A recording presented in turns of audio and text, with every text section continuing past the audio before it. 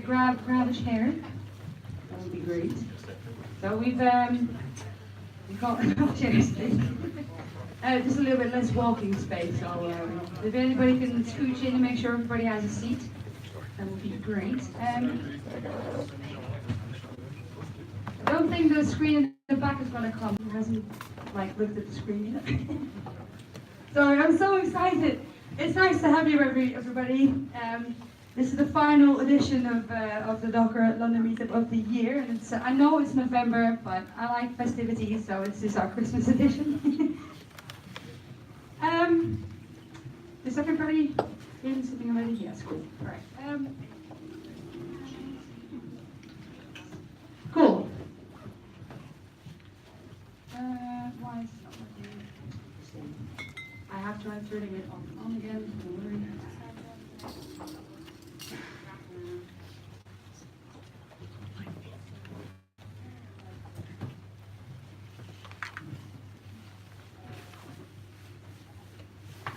I'm not stressed at all. This is fine. Are we live streaming? Oh. Hi, live stream. Hi. Wave to the camera. I'm usually way more organized than this. I'm really sorry. Oh no. I don't know where my mouse is. Okay, no, this is fine. Right. I think I've got it now. Cool. So, welcome again. Thank you, Compare the Market, for hosting this lovely space and getting enough chairs in to make sure everybody fits in and we can all share the festivities together. For those of you who don't know, I'm Dominique. I am DevOps Community Advocate at Technovo, and I'm also the Docker Community Leader for London. We have the following hashtag today, hashtag Docker London, and you can follow me on Twitter at DevOpsDom. The live stream is going to be going from our Technovo YouTube, isn't it? Yeah. Cool. So we will share that shortly for the people who couldn't make it today. And if you need anything, that's my email address. So that's all of that done. So this event would absolutely not been possible without our awesome sponsors. First of all, I want to thank Compare the Market for this absolutely stunning space and the amazing works Sherelle has done for me over the course of the past couple of weeks. Also, the drinks on our lovely desk is all sponsored by them as well, so thank you for that. A special shout out to PagerDuty for making sure we stay watered afterwards, and for one of the gifts in the raffle. Amazing. Obviously also they're giving away one of the raffle prizes as well. City Pantry for keeping us fed. Jack, where are you? Ah, there you are. So the lovely chaps with the yellow stickers on there. Thank you for the food, and partners who've been helping out this year, which is also my company, Technovo, Katakoda, Oracle Cloud, and Rancher. So, the Docker Raffle. Obviously, everybody has been informed of what is up for grabs. We got Amazing has sponsored us 2 Docker official training seats and 2 Kubernetes training seats, and courses will be happening in the new year. Not very official. Amazing is one of the official training partners and licensing companies in the UK. It's a quiet comfort headset sponsored by our friendly friends over at PagerDuty. Very cool. We've got a Nintendo Switch. Sponsored by lovely friends from Compare the Market, and then we've got the 3rd generation Echo Dot for whoever wants to dabble around with that. Not only that, I just found out that we've got some meerkats to hand out as well. Now, I know particularly one person in the back there who's sitting up like a meerkat now. Anyway. Yeah, so that's obviously the raffle. So one of the things that I would like to talk about for a moment, like I don't usually talk about who I work for and what I do, but I work for Technovo, and we are a DevOps and cloud focused recruitment company. I'm not selling you anything, don't worry, that's still the case, but the thing is, it's super difficult to hire, and I'm sure everybody in this room who's involved in some hiring stuff right now, it is difficult to find people and stuff like that. if we can't help out with something like that, we can do other cool things. So I wanted to share something with you that Margot made with one of our customers. It's a trailer. We got the real deal somewhere else, if you like. Right. I don't know why the sound is not here. Okay, try it again.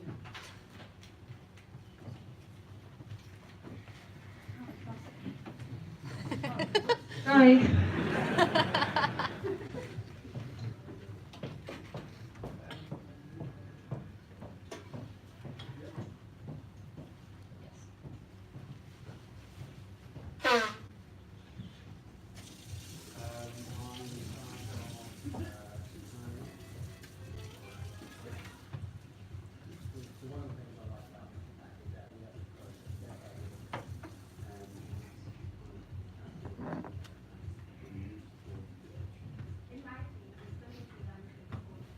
We work closely with some great engineers.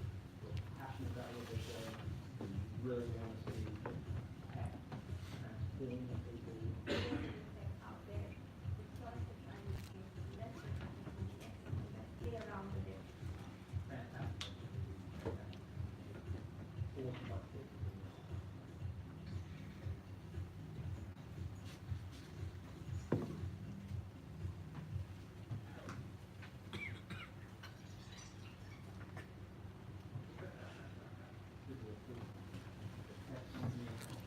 Cool building. That is important. I love it. It's awesome. It was one of the things I really love.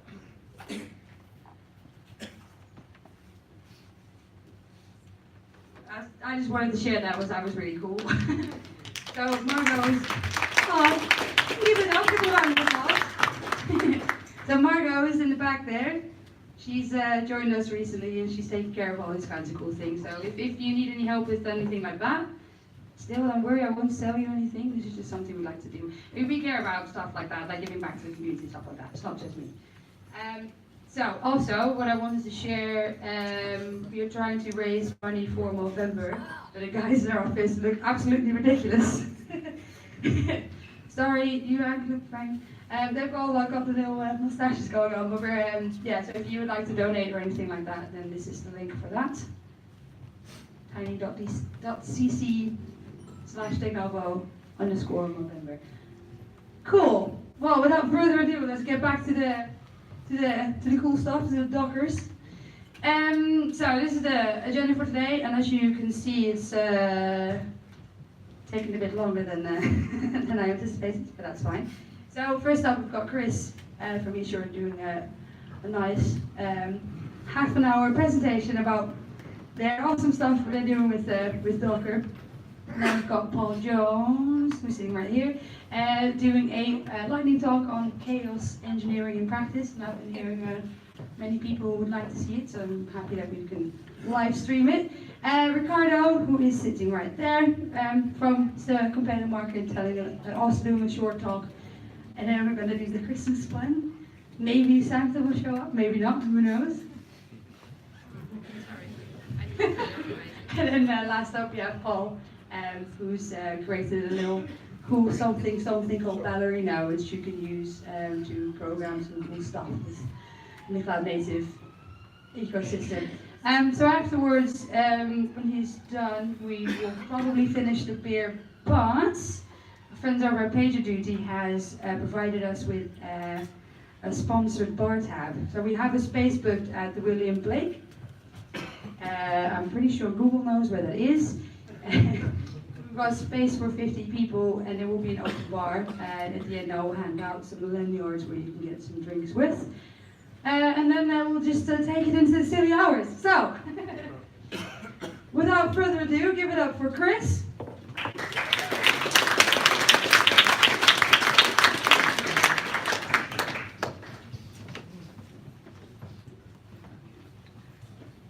This is always the fun part, right? The switch over. So this is always, I always think it's like, I have to make sure this works. No pressure, take your time. We've tested it before, it should work. Work locally. Cool. Thank you very much. Okay, this slide is quite important. this presentation's the story of Docker at esure, and I wanted to emphasise I know this is about Docker because there's quite a lot of context coming up now, and I don't mention Docker again for a while, but I know this is about Docker. Right, who are esure? We're a UK insurance company, UK, well, Britain only, and founded in 2000, which is quite an important date because .com bubble.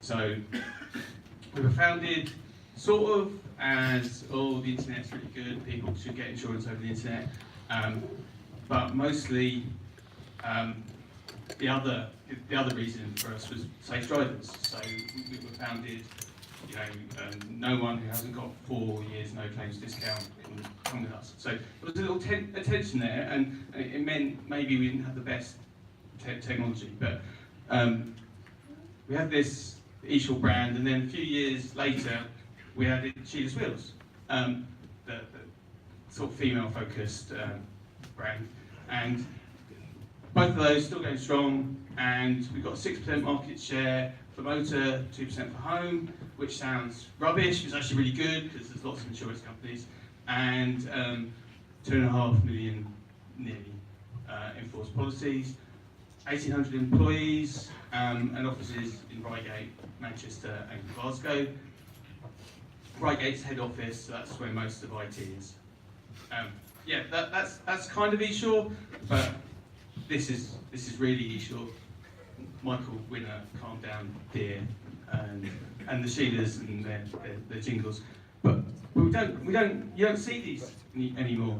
You don't have it on TV anymore, and it's because of price comparison websites.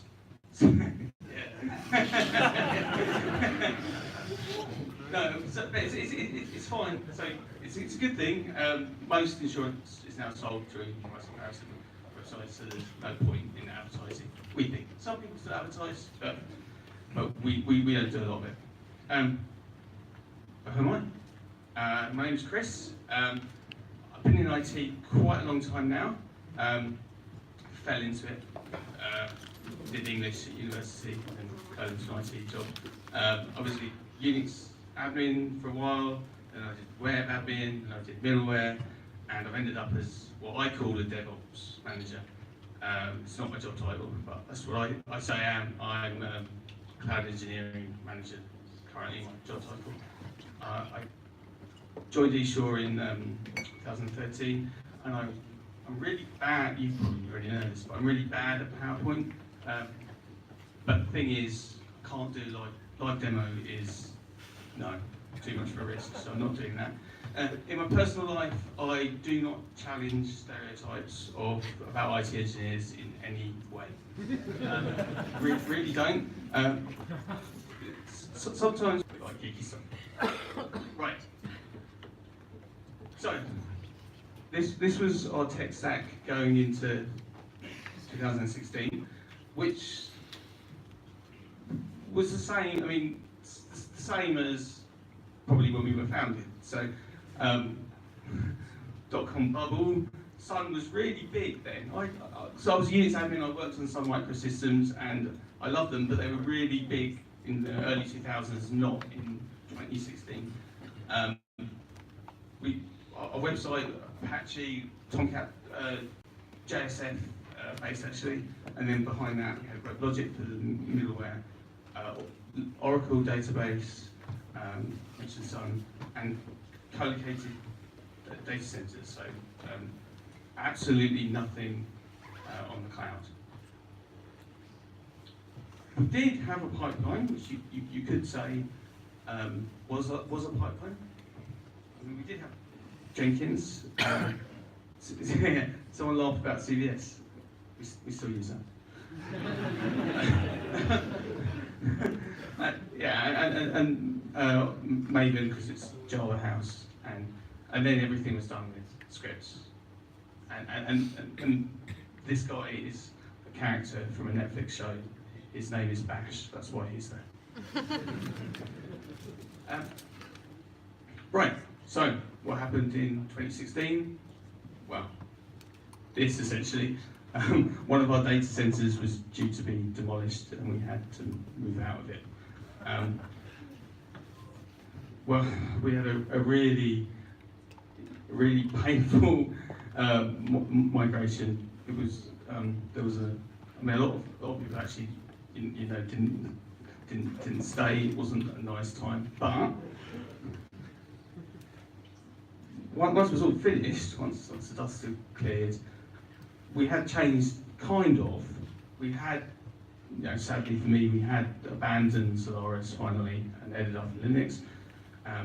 We had sort of moved to the cloud. We had dev and test migrated to Amazon. That was very deliberate. Put our toe in the water, but don't move anything where any money's involved.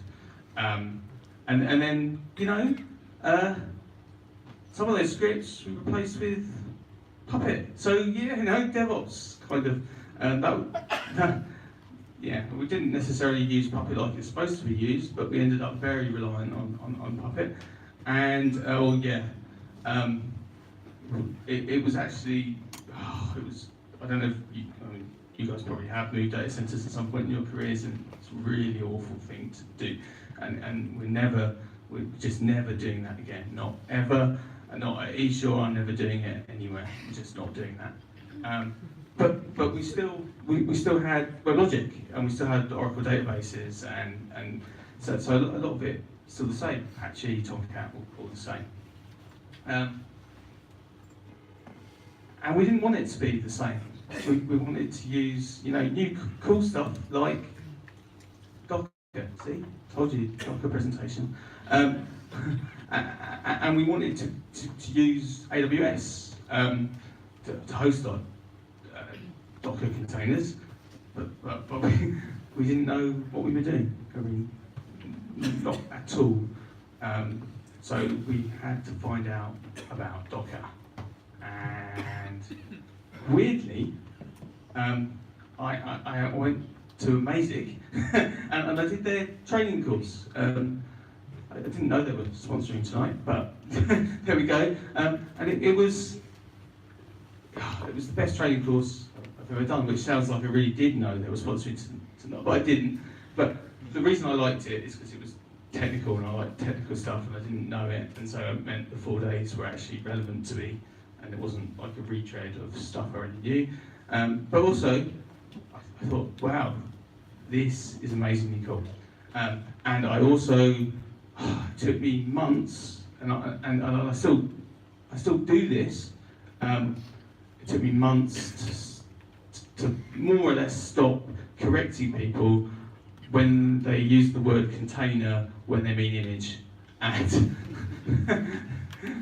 so I really took that from the course. But it was good, I mean, so some other guys also went on the course. Some people did self-learning. We as a team, we kind of thought we knew what we were doing a little bit with Docker. So in 2017, our first foray into DevOps, if you don't count using Puppet, which you shouldn't.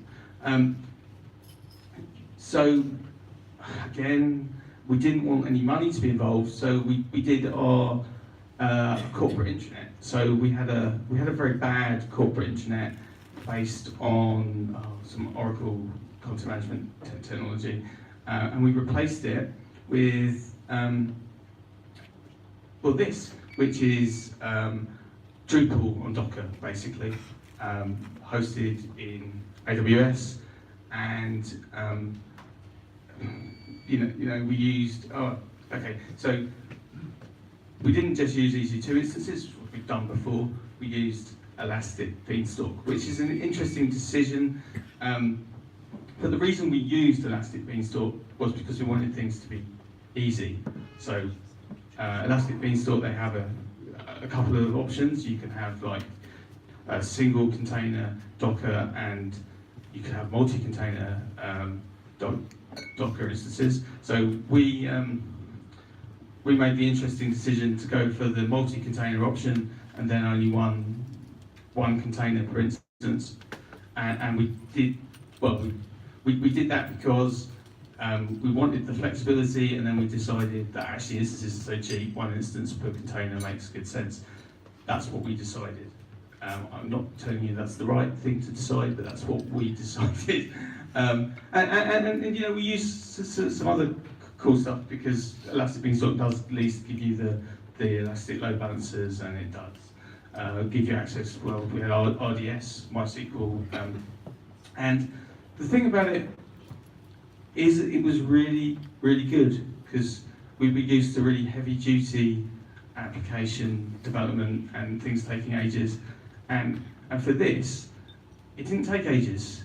It was ready. It was ready months before we got corporate sign-off to publish it. So, yeah.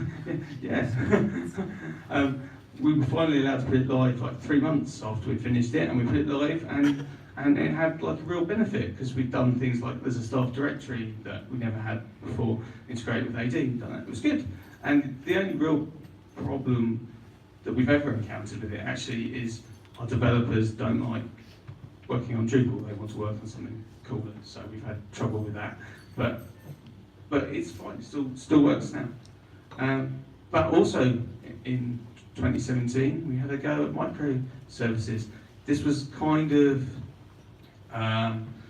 not proper go. So this was we came up with a use case for doing a small thing on the website that to be honest we could have lived without anyway, but we wanted to do it. So you've got a front end web app, we've got Angular and Node.js, and then for like a middle tier, Spring Boot, and all running in Docker containers, and there was another microservice which talked to Oracle at the back end because we kept on using Oracle for the database. Oh, this is good. We thought scripts were probably bad for a pipeline, so we introduced like this stuff that you guys will use. We GitHub, because we knew we couldn't carry on using CVS, so we did put stuff on GitHub, and this is where we diverged probably from what a lot of people do, and we decided to use Travis CI instead of Jenkins, which was a bit of a crazy decision because we were already used to Jenkins. It was the only thing we probably already knew, but the reason we used Travis is because it was so easy. So click a button in GitHub to commit. I imagine that's what developers do, I think. And then Travis does some stuff, and an image appears at the end of it, and it just puts it into the Amazon container repository, and then Beanstalk can select it as an app. We didn't do continuous deployment. We thought we could, but we didn't trust it. So although we worked it out so that we could deploy automatically to our dev environments, we weren't brave enough. So test and the other environments we manually deployed to, and we did make a mistake in that we did, when we were getting base images from the Docker Hub, we did get latest for one of the, well, all of the core technologies, but we got latest for something called Kong, which we use as an API gateway. And it turned out if you do that and they do a major version upgrade, it doesn't work and it corrupts the database as well, and suddenly your production service is very broken. So yeah, so that taught us a lesson about not using latest, and then after that it was all ECR and named versions. But you know, it actually worked, just worked. So we carried on, and we carried on with basically what we had done. So a lot of people do this, you do one thing and it works, so you just, right, let's do something else the same way, let's do everything the same way until something falls over. Oh yeah, so we had a bit of a, well, you saw our home offering was about third. We had a bit of a, you saw our home offering was about a third as popular as our motor offering. So we thought, right, we need to re-engineer what we're doing for home. There's a new pricing engine, which is like a piece of Windows software which we integrated with a load of APIs to call various things to give a better price, essentially. Now, there's a lot of different boxes on this diagram. I wish I understood this. A lot of different boxes on this diagram. I wish I understood this diagram a bit more. There's a lot of different boxes on this diagram, but I mean, virtually all of them, they're APIs running in Docker. They're mostly Spring Boot, and there's Oracle's out here on the left, and there's a Windows thing on the right. But we basically followed the same pattern that we'd set up with our first practice microservice, and we did another one, which was front-endy. So because esure, the internet had gone so well, we decided, let's replace our customer portal. Now, that's just where customers log in and view their insurance policy documents, essentially, and potentially do cool stuff, but we couldn't do that. So we more or less followed what we've already done. We used Node.js and Angular and get more Spring Boot APIs, and both of these launched earlier this year. And although there was a lot of, because it's an IT project, so it's not going to be plain sailing. There's a lot of late nights and people being angry with each other, and normal IT. That is normal, yeah. And but it was actually they both successful. I mean, one of them was really, the home strategy one, really successful. I mean, really impacted the bottom line immediately, so people could really tell. I mean, because the portal one was nice because people could see the documents nicely, but one of them that made us a load of money. And of course, what happens when you do that? They ask for lots more stuff, lots and lots, and that was a problem because there weren't lots of us. There weren't lots. Well, I mean, maybe more, scaling up, but we still, at the root of it, we still have some of this what we call heritage, which is a really good word for legacy. And some of that stuff is hard to work on, and you can't get the environments to do it. So this is like a real nightmare. But of course, we actually do want to have lots of projects. I guess we want it to be successful. So I guess we should be happy about it. I mean, I guess if it had all been wrong, I wouldn't be doing this. I'd probably be trying to get a job somewhere else now. So yeah, this is, and actually, when I say lots more projects, we're talking about 15 or 16, and they're all running at the moment, and so it's a massive amount of juggling. We've never had this capacity to work on this many projects simultaneously before. Actually, it's frightening, but most of them follow the same pattern. They're Java, Node.js, Angular, or Kong, I mentioned that, for our API gateway. I don't know if that was a good choice, but we run it, and RabbitMQ for messaging. So mostly everything like that, and nothing there doesn't run on Docker, but there's another project, another type of technology stack, which we call the events service. And this is where the really clever people in esure work. I've never got anywhere near it, but it uses a pretty different approach. And this is more like Amazon's current reference approach to applications. I don't know you've seen this, but I think Amazon, their summit this year, they presented containers as kind of a step towards serverless. So go from virtual machines to containers, and then you reach the nirvana of serverless. And with this events service, we use a lot of AWS. We call it event service, it's just things, because things happen and it deals with it. That's why. But it uses Amazon products like Kinesis Firehose, AWS Data Pipeline, Lambda, of course, serverless, but no particular Docker here. And that carried on until they realised they needed Docker. So as the event service developed, there's been a real requirement to have something that runs for longer than 5 minutes. So Lambda is, well, okay, yeah.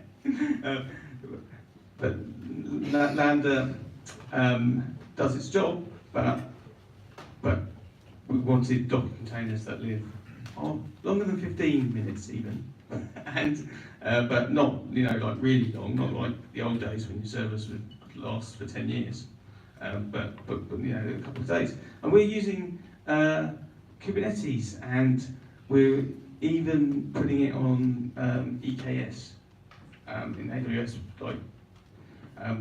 We've been really eagerly awaiting EKS because Kubernetes is good, but we want to do things simple, and it hasn't always seemed simple.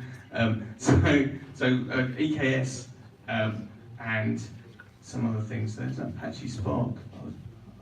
I wish I knew what that was, but we do that. Right. Anyway, so I guess that's saying that containers aren't going away at Dsure. And what are we going to do? Well, I mean, this is my personal belief. I think that we're going to get rid of, we're definitely going to get rid of Beanstalk.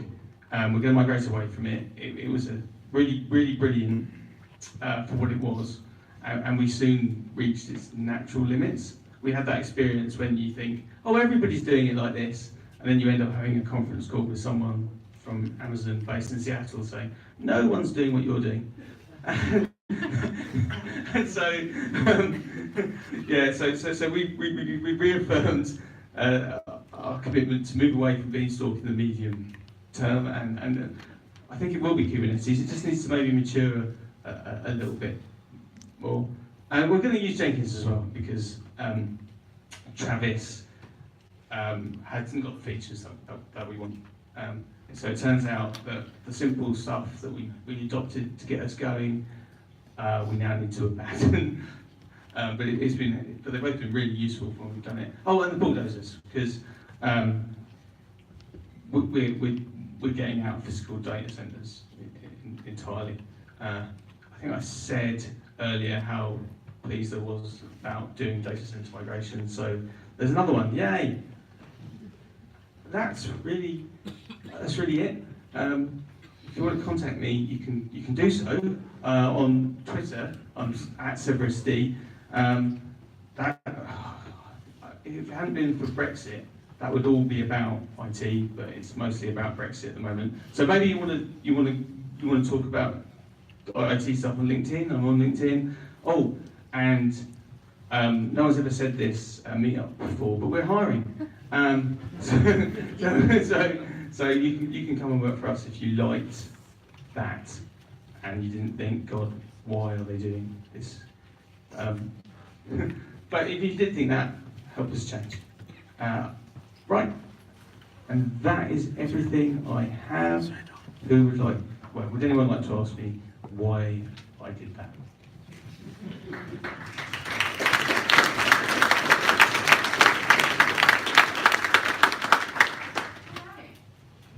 Anybody have questions?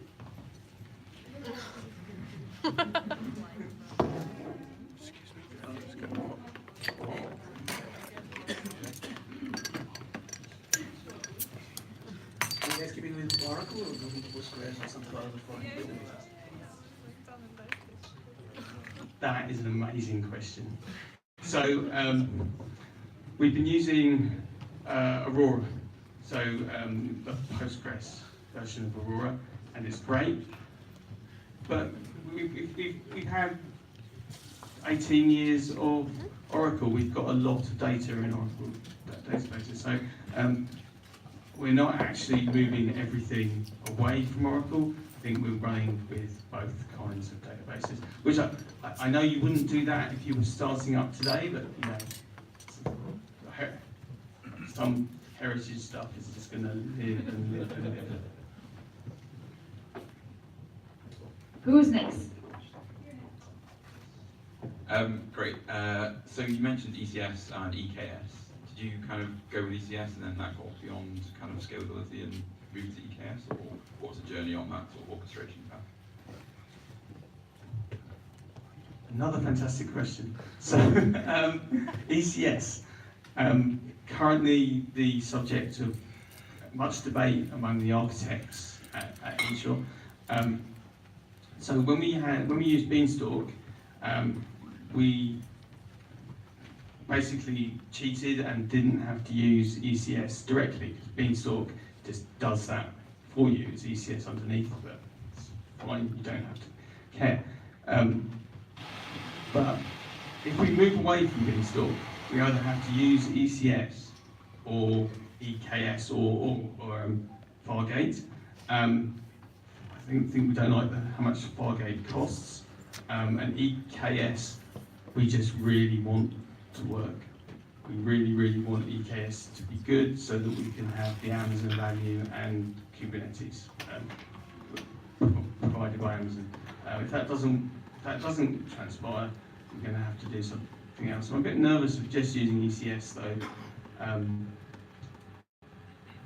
just because of the lack of orchestration compared to what we're used to. Does that answer your question? Anybody else? That's nice and easy. Thank you. So you said you were using EKS, you said you were using it from last year, so it's like you're a fairly early adopter of EKS. Now, compared to some of the other clouds, it's maybe not as fully featured. How is your experiences with EKS, as I know maybe it's Apple Orange, can you come from ECS, but how have you found using EKS? Sorry for the misleading slide. We haven't been using it for a year. So we've adopted it this year. So the answer is it's complicated. Not that it's a complicated answer, but it's a complicated service. So it's great, and it really requires our top Docker experts.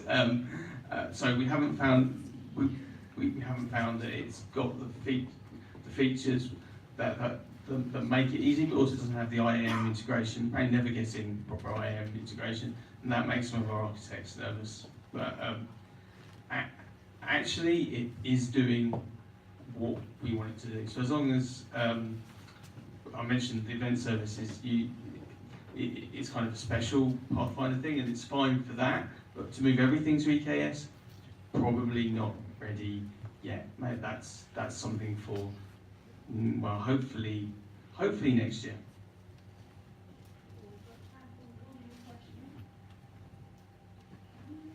Somebody in the back. Where's your observability? How are you monitoring all this? Yeah, we should really do that.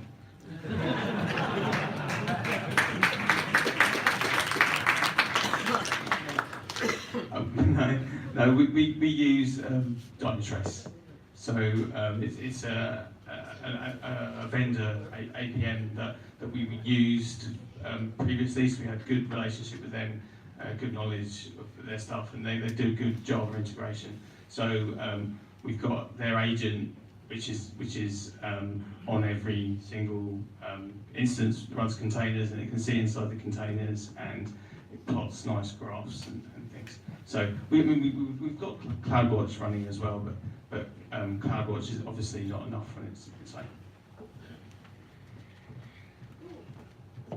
Well, Oh, give a round of applause to Chris. Thank you very much. Cool. So leave. Hold and take the stage. You can plug in your cables on the good side. All right. Now we will have 2 short lightning talks, and then we will have our beer break. Or everybody can stay seated, and the people next to the beer can give them to the people who are so that I pass them on the rows. That works. Who wants the beer? Of course, Ryan. Are you sorted? Can you do All right. Ready? Thank you.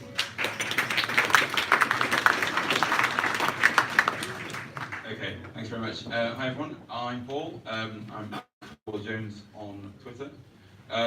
These slides are on GitHub.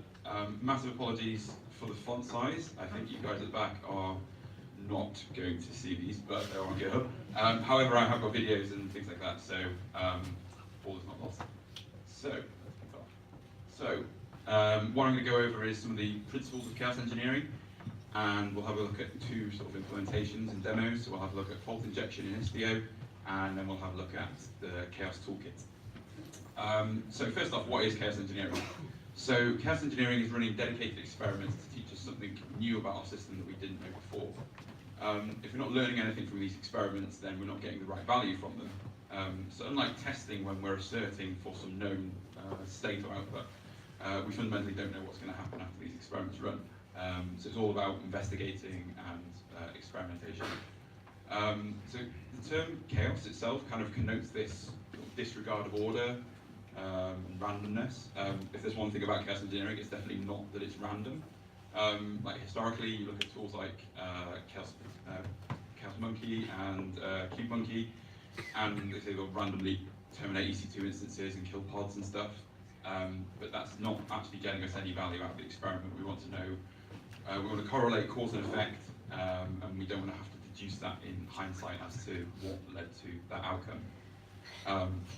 And again, apologies for the font size, but just to reiterate some quotes on this. So chaos isn't done to cause problems, it's done to reveal them. And then it's thoughtful, planned experiments designed to reveal weaknesses in our system. Cool. So we'll just quickly go over the principles of chaos engineering. So firstly, we want to plan our experiment. We want to hypothesize. So what could go wrong? A pod could go down, or an endpoint could, give us a 500 or whatever it is.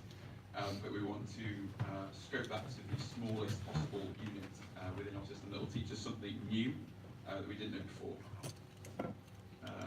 From that, we want to contain the blast radius. So we want to, again, look at the smallest unit and then consolidate that to just that experiment.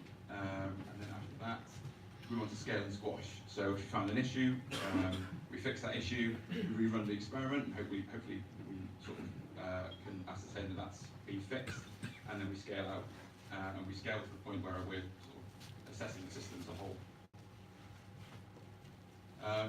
So with that said, why should we care? Why should you sort of be interested in chaos engineering itself? So the first point is failure is inevitable. So we've got the sort of fallacies of distributed systems. You've got infinite bandwidth, you've got zero downtime, the network's reliable and secure, things like that. But these fallacies that we know that failure is impossible. So we need to be ready for when these failures do occur and sort of preempt them. As distributed systems have become much more complex due to sort of microservice architectures and things like Kubernetes coming along and sort of that being adopted, it's kind of got to the point of critical mass where there's too much cognitive overload for a person or a team to kind of reason about the system as a whole themselves. So that's just a reason to kind of be more proactive around experimenting as to where failures could occur in our systems. And with an increased reliance on managed services, while that's great for sort of the overhead of having to manage parts of your system, you've still got to be sort of preemptive again on how what could happen if that sort of managed service does fail itself. So we'll just quickly look at some health tools. So first off with Istio, sort of assume people kind of know the basics about Istio, but for those that don't, it's an open source sort of service mesh on top of Kubernetes. So it can kind of be categorized into three sections. So there's traffic management, so it will give you load balancing, service discovery, circuit breakers and bulkheads and whatnot within the dynamic routing within Kubernetes. Security, so you get RBAC and PKI and all policies within that as well. And then observability, so you get Jaeger, Grafana, forgetting some now, out of the box. So you get much more observability about the kind of tracing and logging within your Kubernetes cluster.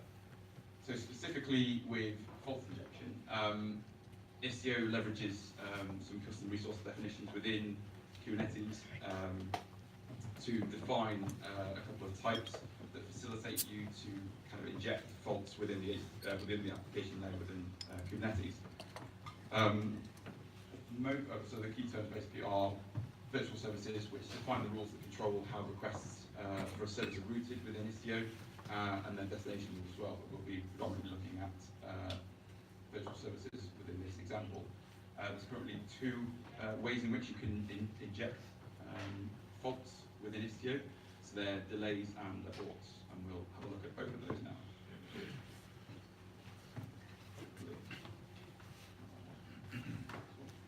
So this is kind of the reference architecture for Istio, and what allows us to inject these faults and actually have them present in the architecture is the sidecar envoy proxies in each pod. I won't go into the weeds of this, but it basically you submit these policies within the mixer, within Istio at the control plane level, and that will, under the sidecar proxies, will basically check whether we'll intercept that traffic destined for each pod, and will kind of return the necessary values according to that policy. So if I hit play.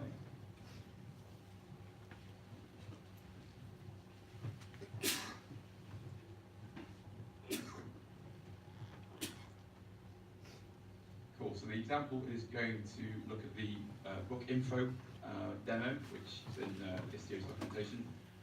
But it basically installs stuff like this microservice architecture where you've got some like an app, a few Java apps, and what's going to be pertinent to this is that as we deploy different versions of the reviews microservice, you'll see visually what version is being deployed as to the, well, whether it's got any ratings or what colour those ratings are.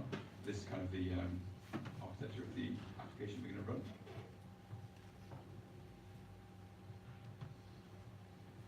This is the front end. So at the moment we can see we're running on version 1 because we've got no ratings for any of the books. And just to demonstrate, we can log in eventually and see that we're all being routed to version 1 of the reviews service. So this is our first virtual service that we're going to submit. So what we'll do is match on the HTTP headers the traffic that's being routed to those services. So it's again quite familiar syntax, but this is the virtual service CRD. So we're going to drill down on the user within the header, and then on the basis of that, so if this is JSON, we're going to route to version 2 of the application, and for everyone else that'll get version 1. So it's just to demonstrate the kind of routing within Istio.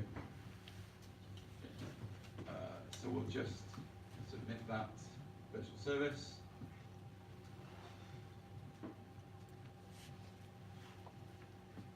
And then we'll log in as JSON, so we'll now be routed to version 2, so we get the sort of version 2 visuals from that, and if we log out, I believe we'll go back to version 1. There we go. So next up, we're going to inject our first fault. So again, on the user JSON within the header, we're going to inject some delay, and then again for everyone else, we'll just be routed to version 1. So we just submit that resource.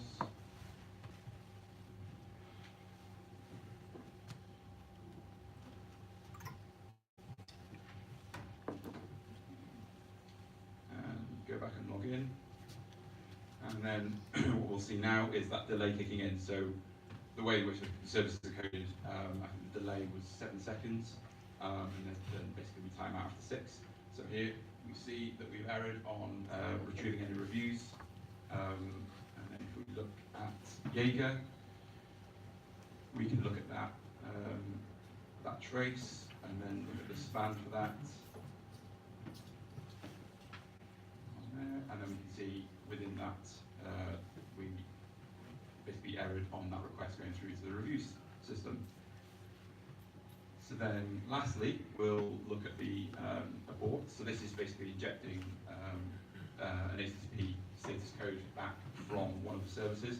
So again, we'll match on user JSON, and then he'll receive 500s back from the ratings microservice, and then again, everyone else will get version 1 of that.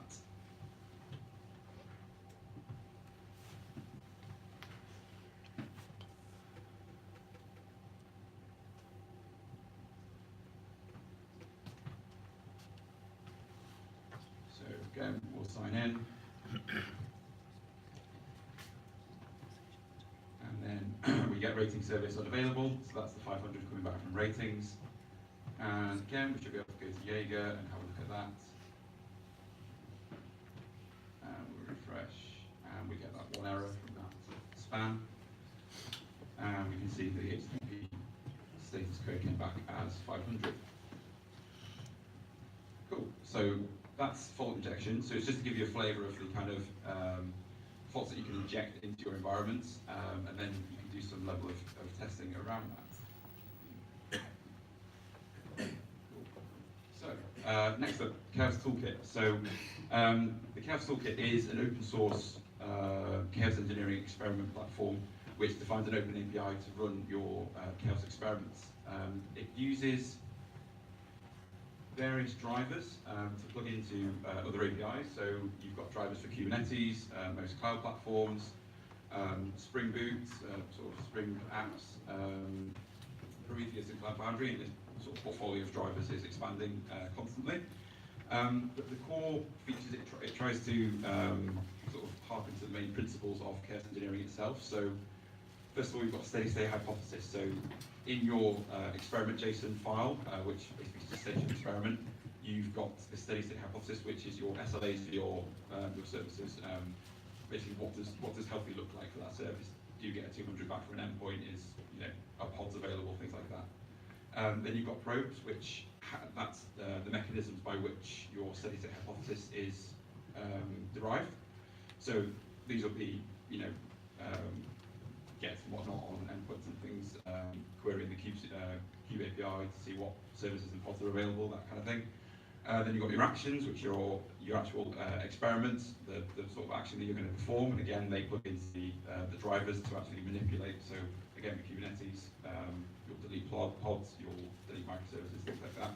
And then you've got rollback. So once your experiment is finished, you'll roll back to a state that you found it in. So one thing to mention is that your steady-state hypothesis is judged at the beginning and the end of the experiment. That's to kind of assess the health of the system, whether the experiment actually had whether you found an issue off the back of that. So we'll specifically look at the Kubernetes driver for Chaos Toolkit. So as I said, this is an extension to look at the Kubernetes API. It exposes a set of activities to interact with the Kubernetes cluster.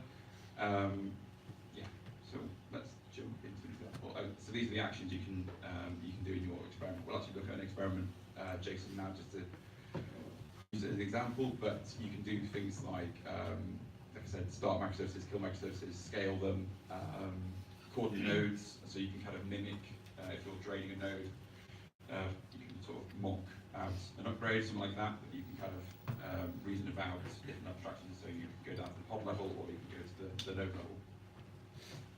And those are how sort of the health is assessed.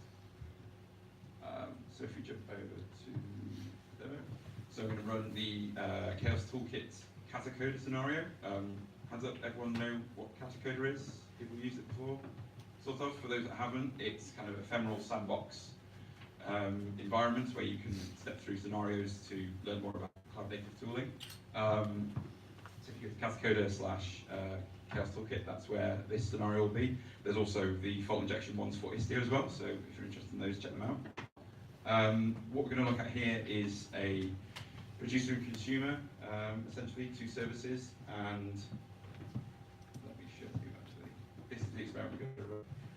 So it's just a JSON experiment, and what the features I was talking about before. So you've first got your steady state hypothesis. So in this scenario, we're hitting the Cube API, we're checking that all services are healthy. So obviously we reason about that at the beginning of the experiment just to check that there's any point in running it, otherwise you might as well just stop. And then this will get run at the end to see what ramifications the action had. This is the probe for also checking that we can get a 200 from this endpoint. And it's one of the consumer endpoints. So the action is going to be kill microservice. So notice this isn't kill pod, because obviously that will get rescheduled. We have to be taking out that deployment essentially and seeing what effect that has on the consumer. And then again, like I said, we'll run these steady state hypothesis at the end, and we've got no rollback. We just kind of leave it as it is. So if I run this scenario, so that's just showing us our pods in Kubernetes, and just mimicking that health endpoint, so we're just killing that to get a 200 back to prove that that's working.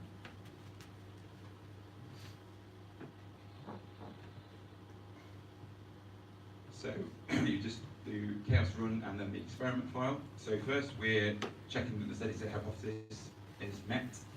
We're running those probes. So we've run the action of stopping the provider service, which is deleting that deployment. We've just got a pause in there to let that propagate around. And then at the end, we are just checking the steady state hypothesis again. And one of them failed. So in deleting the producer, we've actually found an error and we can't get a 200 back from that consumer endpoint anymore.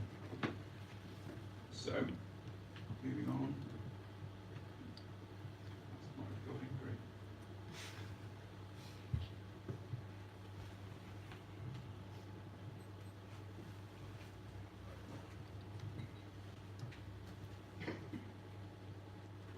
Cool. So this is rerunning the experiment with a new version of the microservice. So we're deploying version 3 of the provider. So again, we're running the steady state hypothesis, checking everything's healthy. We're running the action to delete that microservice, and we're doing the pause.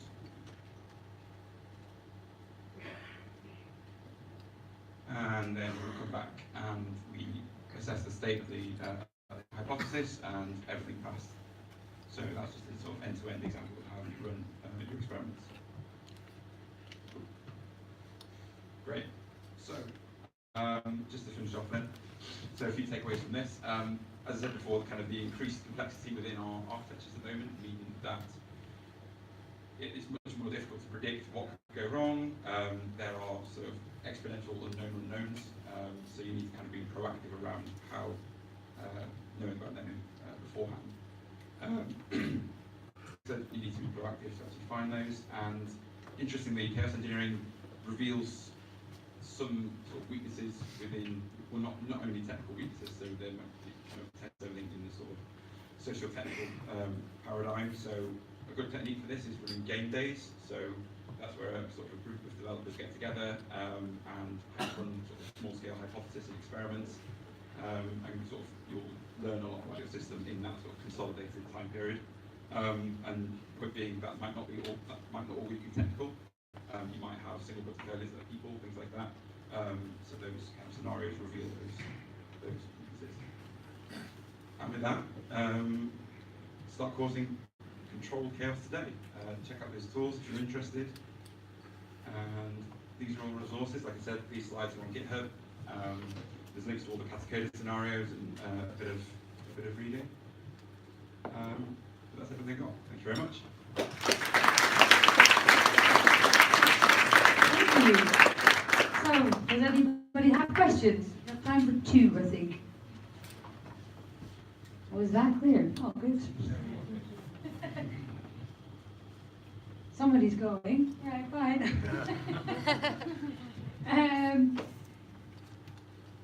So we can do two things. We can now do your lightning talk, and then have a little beer break, or we can have a little beer break and then do the lightning talk. How thirsty is everybody? Can we wait for 15 minutes? Lightning talk. Lightning talk. Good. Well, that's very fair. That's very fair. How's everybody doing?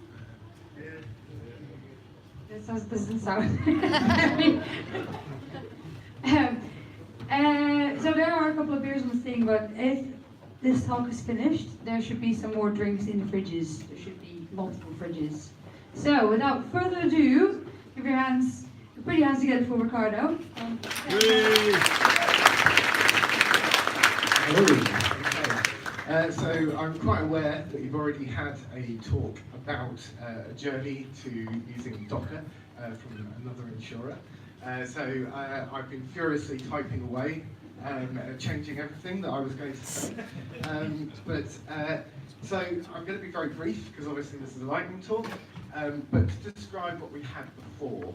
So similar but different story. So we had a collection of monoliths, based along product lines. So obviously we cover all sorts of different types of insurance. And so instead of having one big monolith, we actually had several. We actually had these hosted on Windows VMs, and we had a .NET framework stack.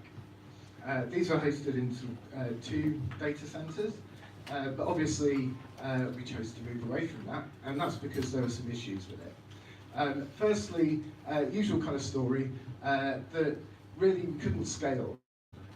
We have kind of a profile where occasionally certain people go on TV and say that you can save money by using us, and so we need to respond and scale to that. And when you've got kind of long-lived VMs, you really can't achieve that. The other thing is that because we have, we had these separate monolith verticals, there's actually a lot of duplication in code, and that was kind of wasted developer time. And the other thing is kind of development locally. So on your local machine, if you went from one team to another, you would have clashes, right? So because the stacks were similar but different, you had some classic moments of kind of library incompatibilities, and it's generally a bit of a nightmare to kind of get your service working on your local machine. And it was not cloud friendly. You can obviously lift and shift, and we have done that. But ultimately, you've got long-lived virtual machines, and despite best intentions, they can end up as little snowflakes that people go onto and change. So obviously, we decided to kind of move away from that, and our chosen approach was a microservice architecture. Now, there are other reasons for that, but that's not the subject of this talk. We decided straight away to go with Dockerized services. Obviously, that's why I'm talking about it now. And we also decided to change stack.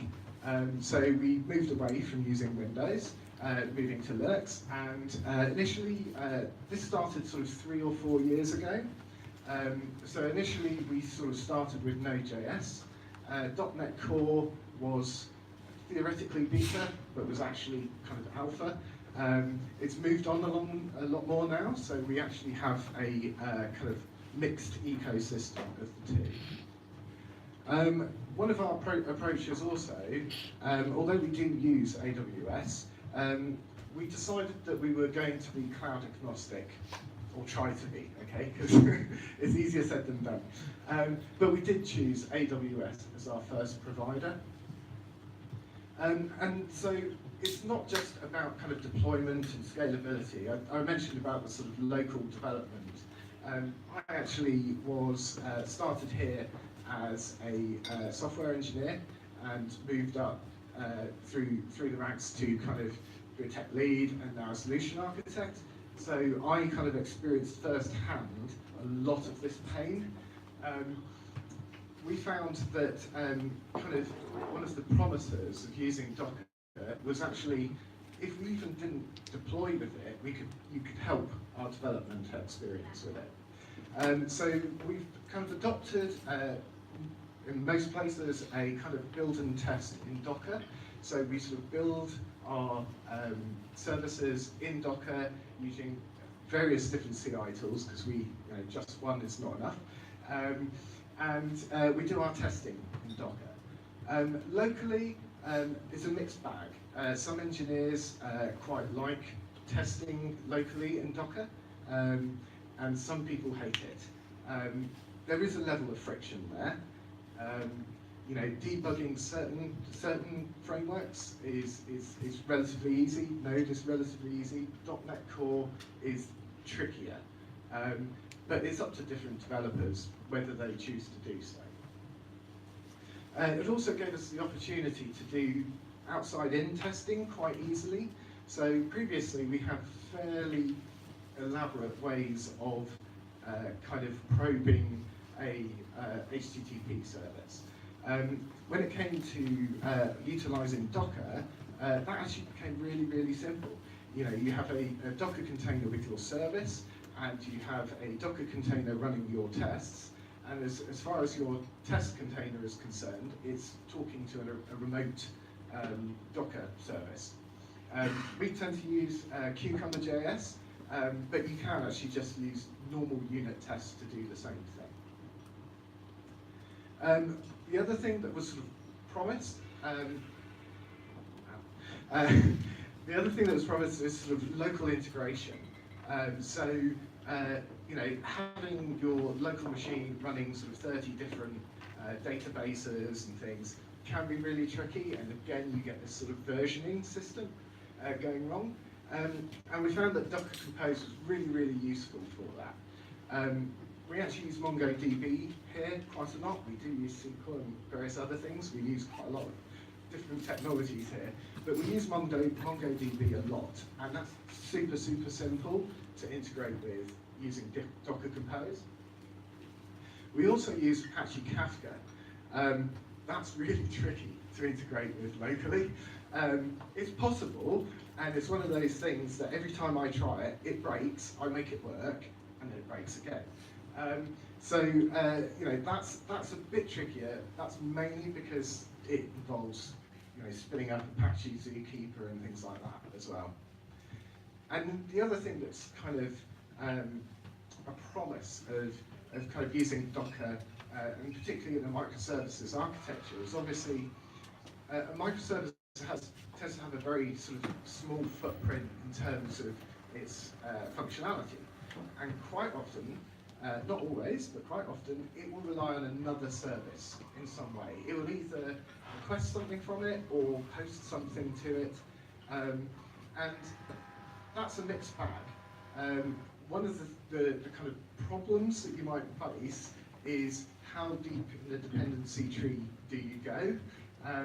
So typically it's good to have kind of a stub service or a set of stubs that you can sort of integrate with using your Docker Compose. You can try and pull in the real service, but you can get yourself into a bit of a pickle with that one. So that's the sort of dev experience. It's a mixed bag, and some things work really well, and some things less so.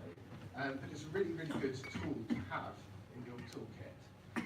But obviously, I'm sort of talking about the dev experience, and I did mention the deployment experience. So we decided that we were going to create a little tool to kind of wrap around the deployment of our microservices, and this is sort of in part to do with kind of being the cloud agnostic thing, right? So not integrating directly with the services that AWS offer. And so we created, when I say we, it wasn't me, by the way, it was our DevOps team. So I'm a user of this. I'm a happy customer, actually, of this. We basically wrote a tool called CloudCat that is, it was written in Go, it's written in Go, and it just wraps around a number of other sort of command line tools. So obviously there's Docker, There's Terraform that we use for infrastructure, and it also wraps around sort of AWS native stuff.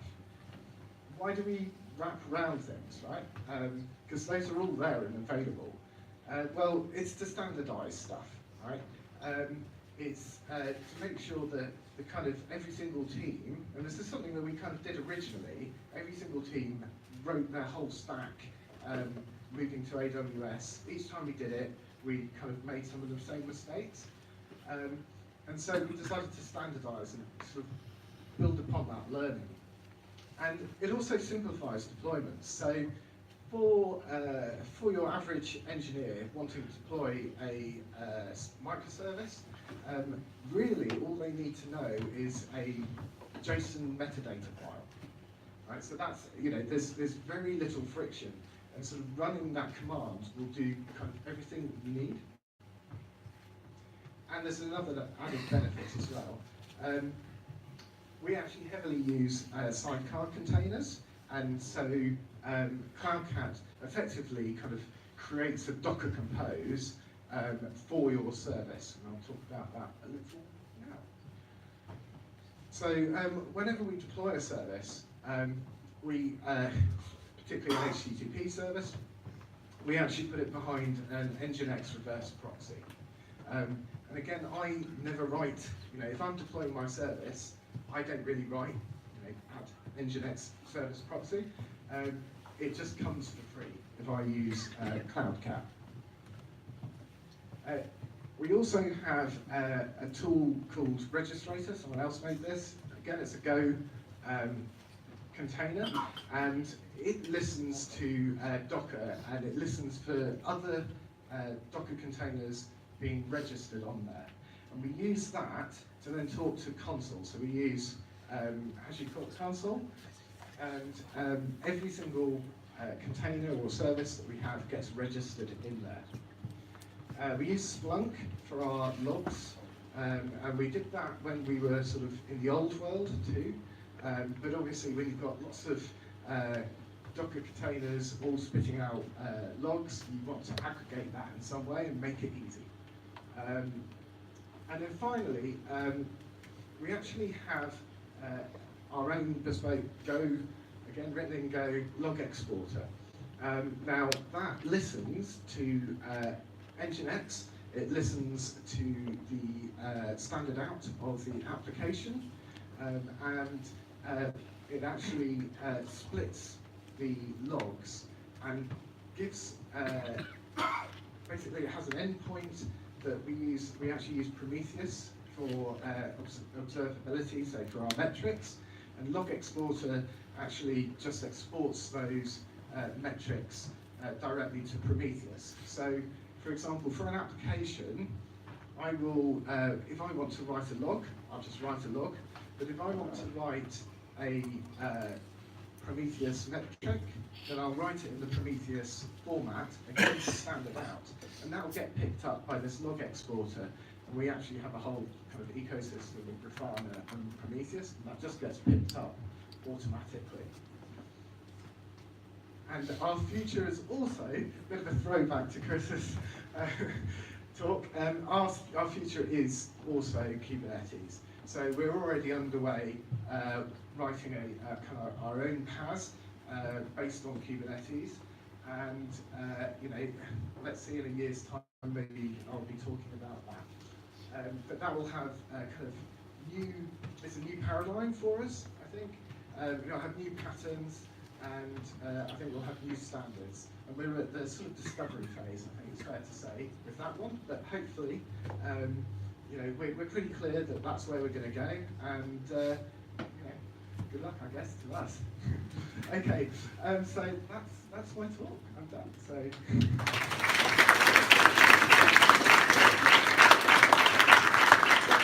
Thank you. Does anybody have questions? Chris, of course. Is this going to be a debate? It's not going to be a debate. Probably. So you said cloud agnostic. So do you run on multiple clouds, or is this an aspiration for you? AWS based. So operationally, so in production, we're only in AWS. We have the capability of moving to other cloud providers. And I think for things, the future could be anything really. You know, we a lot of our scripting is in Terraform, the actual sort of infrastructure stuff. But I think actually when it comes to sort of Kubernetes, that's a platform where we're going to be doing a lot of the bespoke stuff.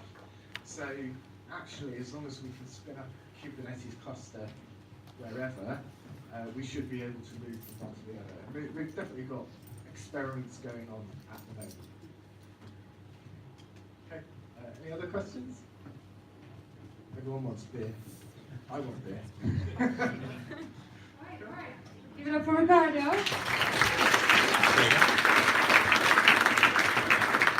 Cool.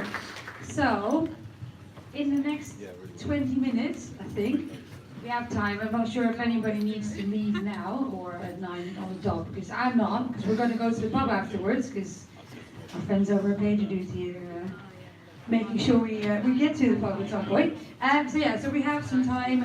We will now do the raffle.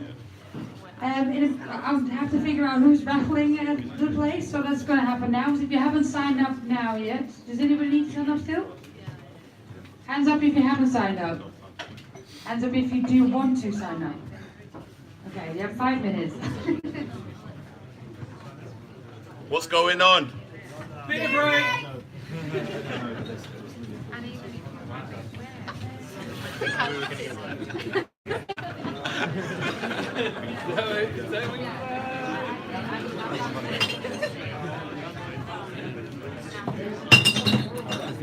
Thank you.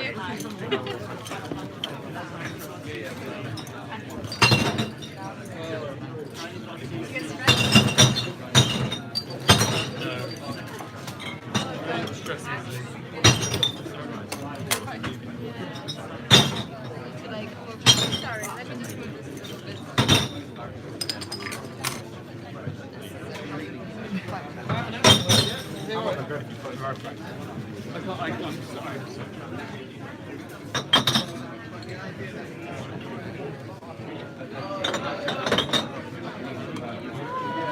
This is terrible.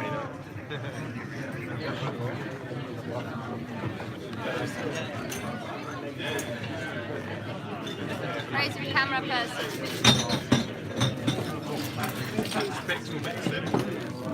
I think there is more here. Oh, hang on.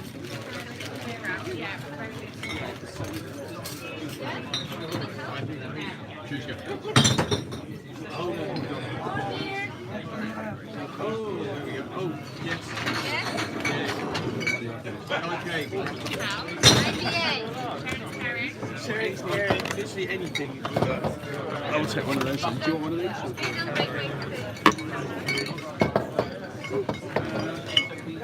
Perfect, thank you.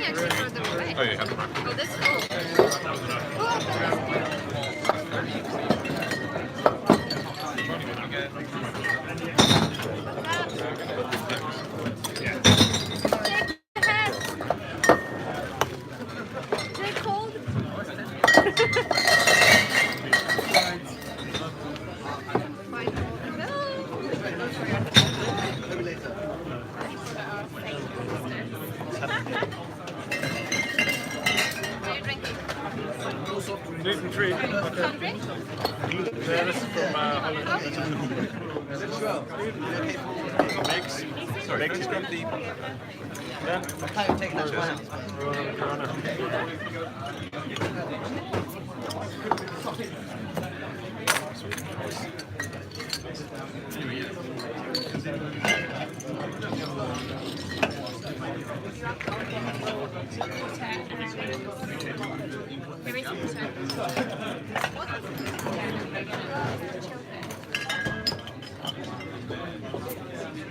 How are you doing,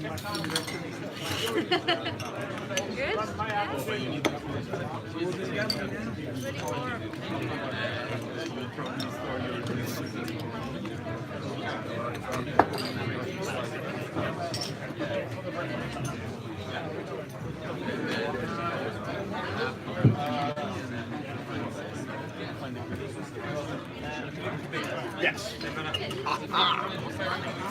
I just thought about the line back to the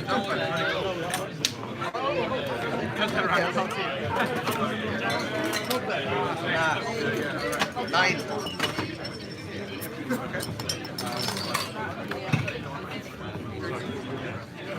We're dedicating day tomorrow,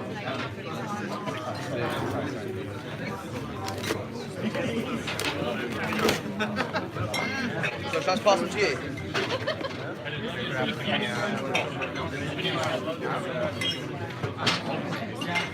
think we should store some of this family. Get these bloody coffees. Every morning at 8 AM.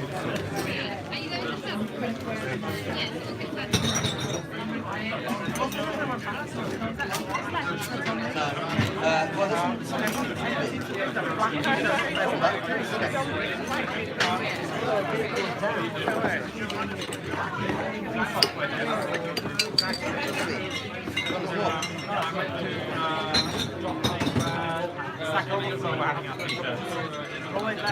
this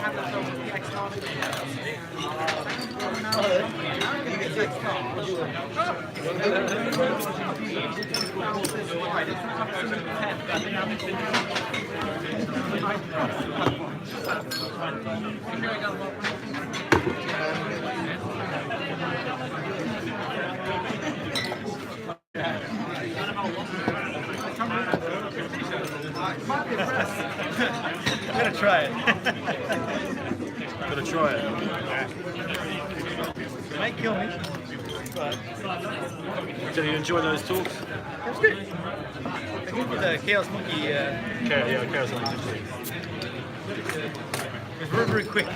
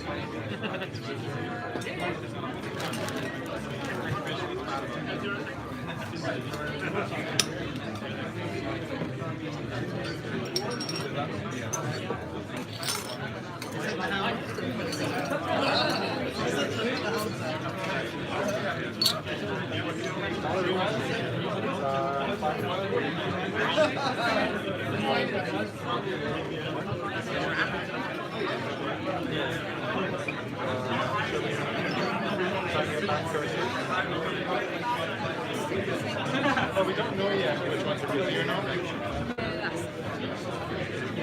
you trying to do these other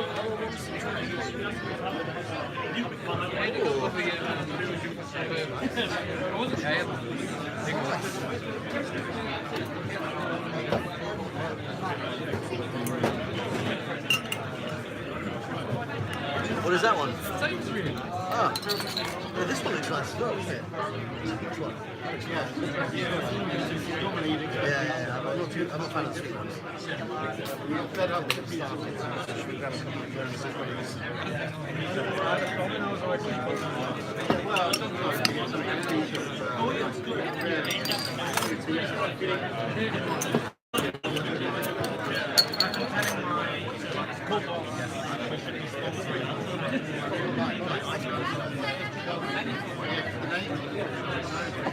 I think I'm going to go and get a picture with Giant Move. Yeah?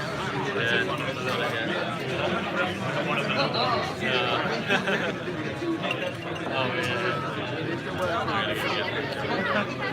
What's in up front, yes?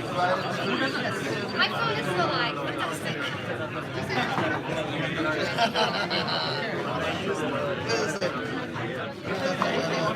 Very self-sufficient. Yeah, I've got it, yeah. I've got it. You've done it. What should I drink? Any more soft drinks, right? There is a Coke here. Oh, that's my yeah. I am not. Yeah, I mean, like, Ricardo was doing really good. I was really happy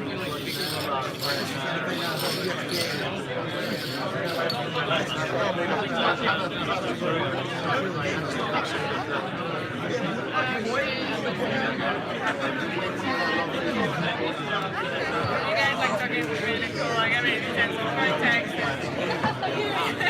A quick introduction to everything. I think we've done a good job.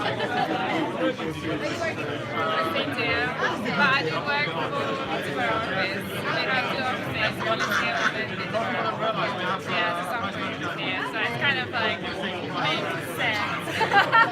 Yeah, I don't know how much about you, but you probably work with data engineers anyway. And the beers are getting fucking warm. This Saturday, it takes a long time.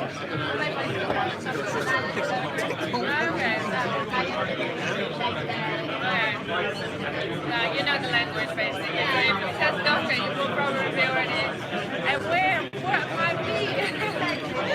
Yeah, I'm very talking about like technical like terminology with someone else because it's just everybody say will be like, what is it? And he's like keen on saying, Google it. Because like this, like a friend of mine today, studying programs like for years and stuff here.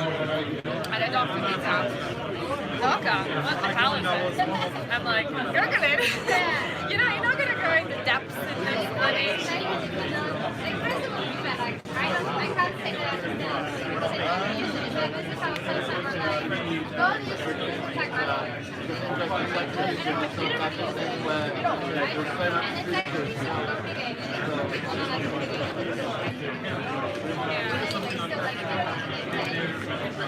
There's no point in putting a rich depth to it. But the way I kind of read this, I read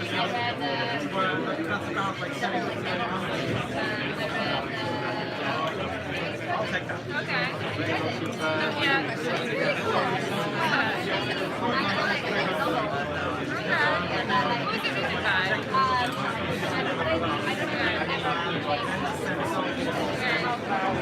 Makes sense. I'm the same. I'm terrible at these. Yeah, I know the song. Yeah, you listen to the song and you love the tunes and I'm like, okay. Yeah, I'm the same. That's fine. Get it. But yeah, it tells the story of like having no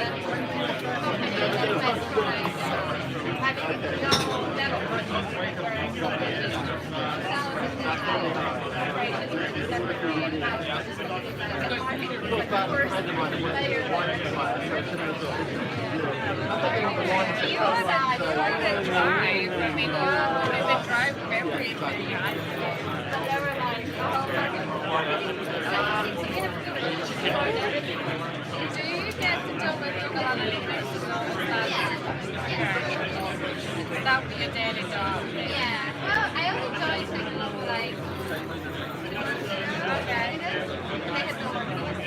wow! So you started from scratch yourself? Very brave. Is there anyone else in the team? Just yourself doing all bloody marketing? Cool.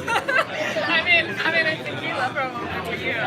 But it's imagine like all this like amount of experience you get, and yeah, I always say so because I've started as a junior developer, and the amount of information was thrown at me, like as well, like technical information and expectations, like enormous. But the companies support it, so they don't expect from you to deliver on the view they want, and they're very, very patient in terms of like. So they do like training? Oh, not necessarily training. Yeah, they do more of a like self-guided tour, let's say. So it's all down to you. No babysitting cannot be like someone who comes to you. As long as you like show your interest, they will sit down with you and they go and do like concepts and stuff, or specific projects. Everybody's it's more of independent, still an independent approach and hands-on experience of what you want to do. So what do you work on now? I am working on the product team, so like Ricardo was talking about the product. Yes. So I have like this really broad architecture. Yeah, go on. Yulia. I don't think so. Yeah. Okay. Yeah, but I'll probably say about like half an hour yet. Because I'm working here tomorrow morning and I need to are working short roll, yeah. Yeah, Cheryl and something is like my function. We'll be like, okay, we'll drink it tomorrow morning. Here guys, like I'll see you. Yes, sorry, I'm coming.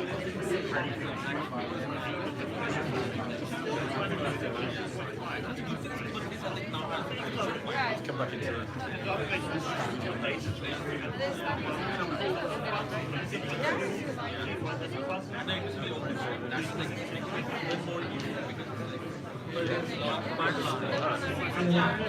So Christmas wouldn't be Christmas without Santa. So everybody who wants to take a selfie with Santa can come up now while we are... we're going to figure out who's actually won the raffle. So...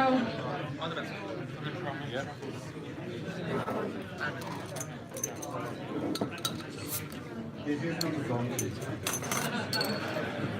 Someone get this is not a donkey. This is not a donkey.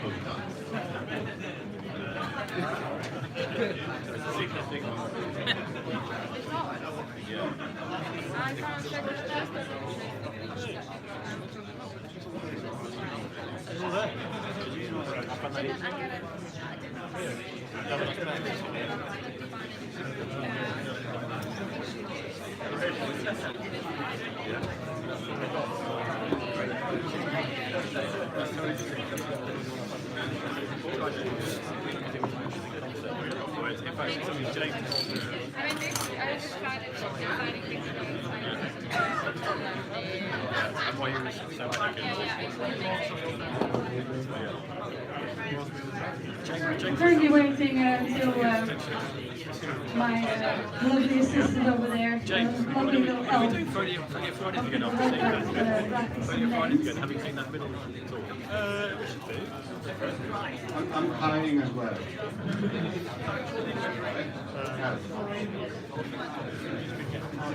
What do you want? Java developer? Yeah, it just yeah. You should just do it. Just think that. Do you know how to grab present?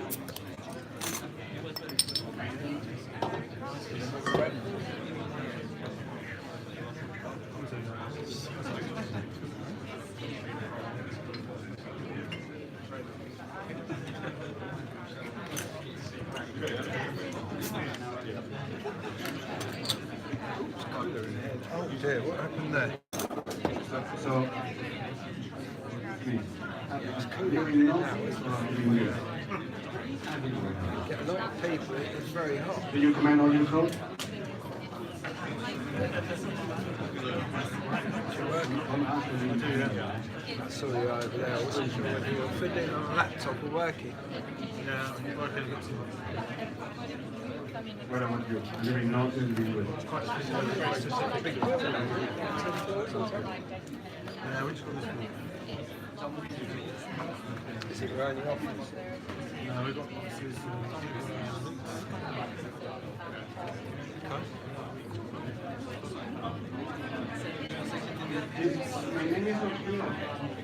Is this the biggest? Or? No, we've got specific buildings. Oh, okay. Alexa. Will! Alexa, good morning. Will from City Pantry, you can come up to the front because you've now won a third generation Echo Dot.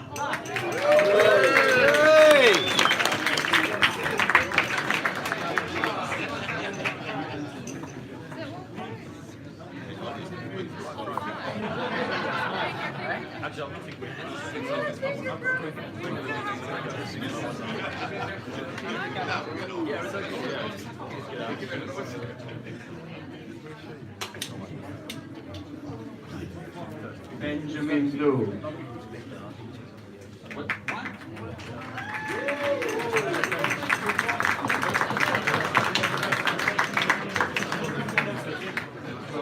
There's some misunderstanding here because we agreed that you were going to read his name.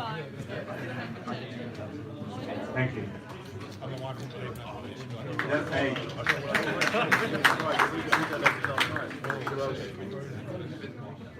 Pedro Costa.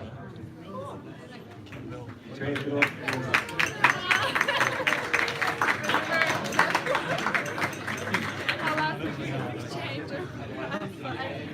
I hope you have children. You can swap it. Fascinating. Docker training. Yeah, I went to one. Last week it was me. Louis, speak.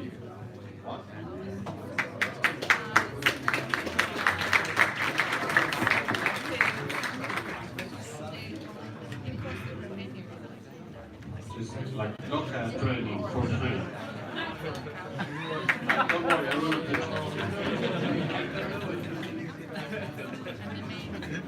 Right there.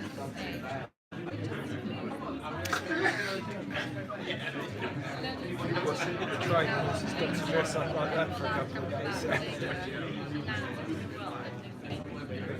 Really get into the spirit of it, isn't it? Yeah, it's really enjoying it. I think it's an excellent helping it.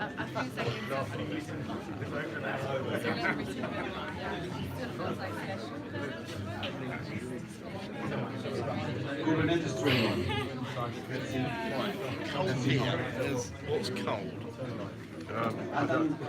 These. The only things that's slowly getting cold on the ground is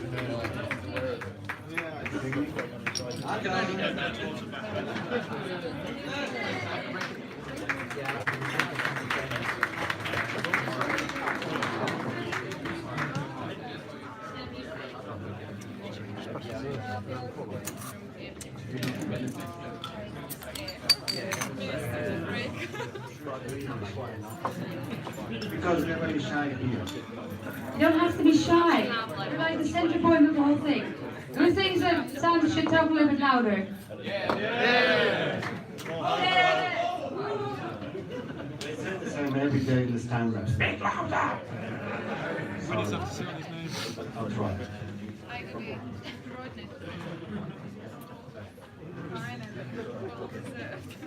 I know. Why wouldn't we sing a song in the import? We can dance.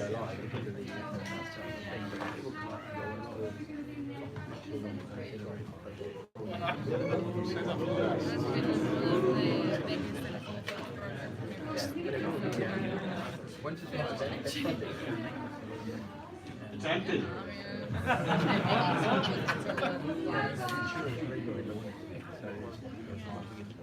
No, really? Stefan Prodan. Stefan Prodan.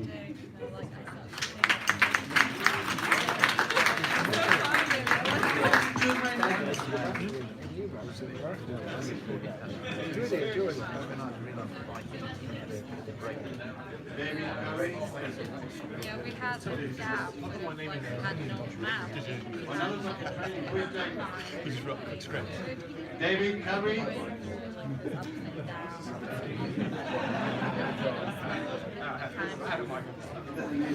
Yeah, I think we did a lot of improvements in my journey, like picking up some things along the way. So like once you work out one story, you'll become something else because it's looking good. So we raised a few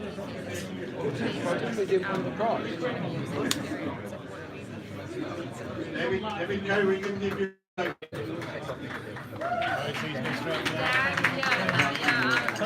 was interesting because like the day when he announced that he's leaving we will then fix that.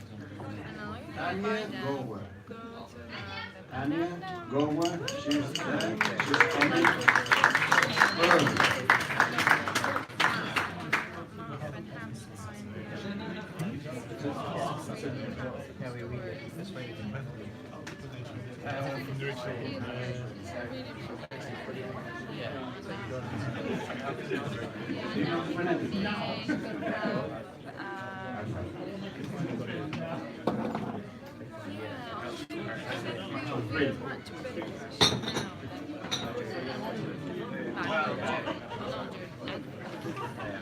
She's coming.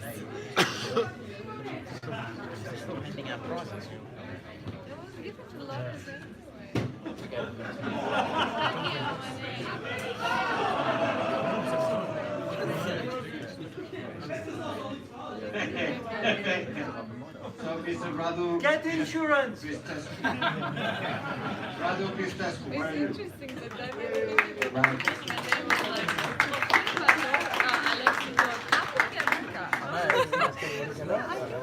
Sure, the one, the dodgy one.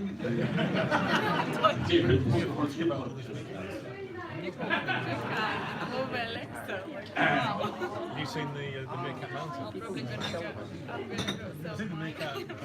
Next person is Taze Nielsen. Neil. I don't have my glasses. I'm old.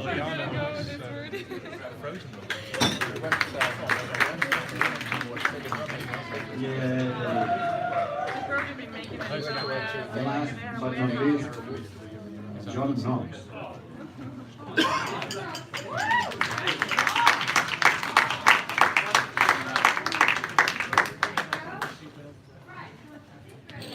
We done? Great applause to Santa!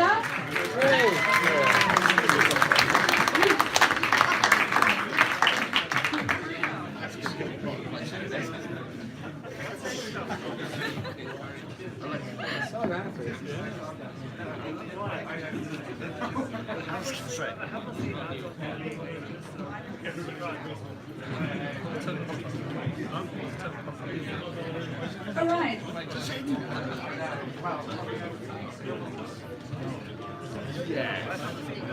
Okay, I'm aware we are running slightly late, but we have all the time in the world because we are going to the pub afterwards. So is everybody could sit down and watch the last talk from Paul about Ballerina? Give a great applause. Thank you very much.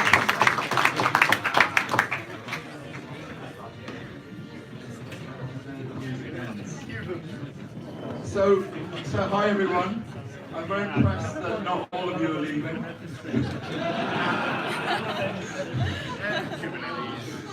I think most of the time. Anyway, I have 3 problems tonight. One is that I'd like to talk too much, so that's going to be a problem. No, one of them is that it's a live demo. And what did Chris say about live demos? He said, don't be so stupid. The second is that I haven't figured out how to use the microphone and do a live demo. So this might be a bit difficult. I'm going to do my best. I'm going to just stick it in my pocket like this and see if that works while I type. But who knows? And the third one is that I'm between you and the pub, which is a bit of a problem. So I'm going to get on. So before I do the live demo, so this is a language, and you know, this is a DevOps Docker meetup. So you're wondering, why am I talking about language firstly? And then you're probably wondering, why on earth has anyone written a new language? We have too many languages already. So before I do the demo, I'm just going to give you a bit of a sort of background on why we thought that it might be a useful language to write. And basically, you know, all this evening and Docker, you know, there's no point me telling you, we're disaggregating our services massively into microservices, into serverless functions, and this disaggregation has been happening for years.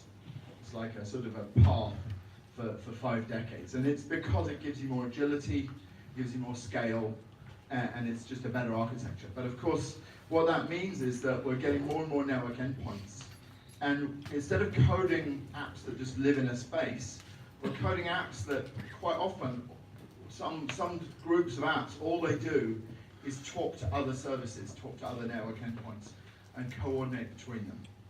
And you know, the reality is that when you do that kind of stuff, there's lots of things you have to worry about. You might worry about transactions, there's security. It's as someone said, it's the fallacies of distributed computing to assume it's all the same as local. So there are all these challenges, and you have these two choices. So I worked in integration for years, and we used to do this thing called an ESB, and basically it knew about all these challenges, but it's not agile. You don't just code, build, run, test, code, build, run, test in that nice flow you get into as a developer. You have some DSL, you have XML, you have some graphical tooling, it's all a pain. Or you just choose your favorite language. You choose Go, Spring Boot, Python, you know, something like that. And then now you've got to find a framework, and some of these things are not so natural. So you've got to learn the framework. So we thought maybe there was a space in the middle for a language that was really about doing this kind of network integration, this glue code, that was inherently had those semantics. And so that's what Ballerina is. And it's a type-safe, compiled concurrent language. So the type system is one of the things we spend a lot of time on, trying to model what's really happening on the network well. The concurrency is obviously a key thing. It has things like some async I/O built in, which I'll talk about, that you don't have to worry about, and a whole load of other things. So I'll rather than talk, I will type. Hopefully you can hear me. So I need my glasses on as well. So I'm going to create a file called demo.bal, and I'm just going to do this sort of basic HTTP hello world. So I'm going to import. I can try. I've been making it larger. Let's try. Let's do. No, that doesn't seem to.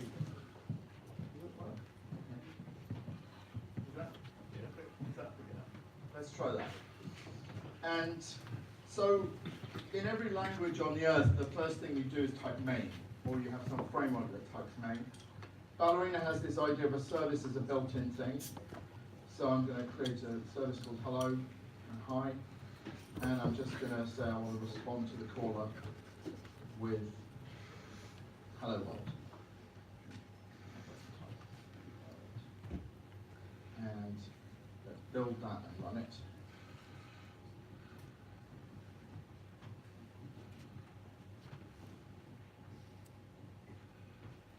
And so it's created it's got a bytecode interpreter, and it's running a bytecode. So that's going to create the service. And I'm just going to go and curl that as well. Localhost 90/hello. So you can see that work. So that's a very obviously a very basic service. Let's be a bit more. So these services can be also gRPC, or they can list on Kafka topics, RabbitMQ, all sorts of network protocols. So the kind of concept of I'm creating a network service is inherent in the language to start with. And then another concept that's native is the idea of endpoints. So we're talking to endpoints and we're exposing endpoints. So that's really what I'm actually binding this to here. Is that endpoint. Now, I said this was a network connectivity, so I want to do a few things. The first thing I want to do is, I don't really like that hello hi, so I'm going to just write an annotation that's going to bind it to a different path. And then the second thing I want to do is, I'll do that here as well. Now I want to call some kind of remote endpoint. So I normally do Twitter for a demo, but I thought I'd do something on GitHub today, just for a change. So I'm going to try and create a GitHub issue. I'm going to send a request into this server. It's going to do some logic and create a GitHub issue. And to do that, firstly I want to go see if there's something to help me out there. Obviously I can do, so JSON's a native data type here. XML is a native data type if you're dealing in XML services. But there's also a set of packages, so I can search the package manager, and I can search for GitHub, and hopefully it will come back. Fingers crossed the network's working. Can you all stop browsing, please? There we go. A whole bunch of GitHub mentioned connectors, and I'm going to pull from the package manager one that I happen to know works. Sorry. Pull.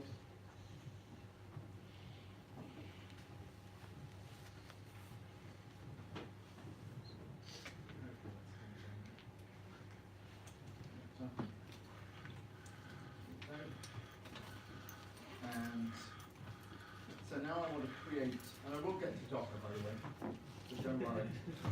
Just like Chris, I'm going to get to Docker. So I'm now going to create this GitHub client.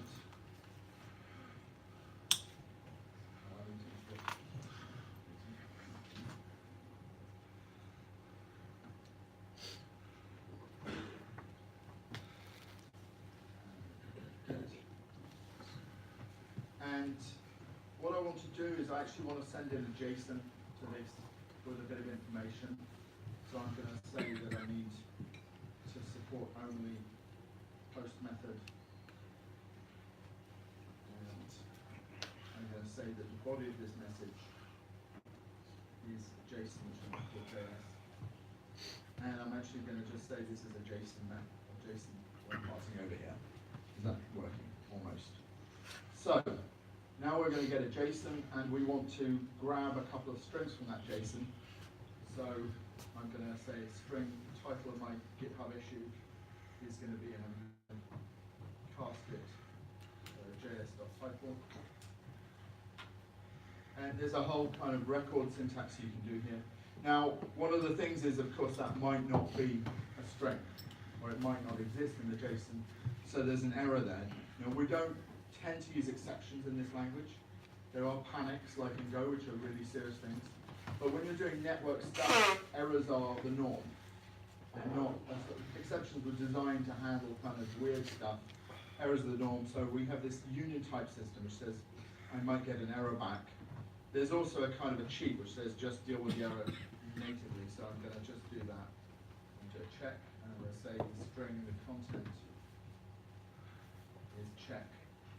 String content, and now I want to call that Git. So hold on a second.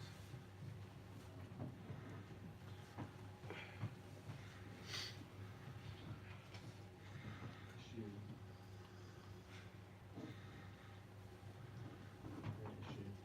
And it's basically asking me for a bunch of information. I'm going to hard code the repository name and my name here, and then I'm going to use that title and content I grabbed from JSON.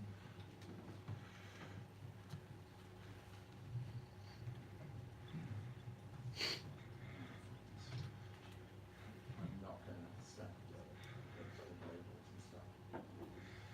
So that's good, but it's also saying that that might return an error as well.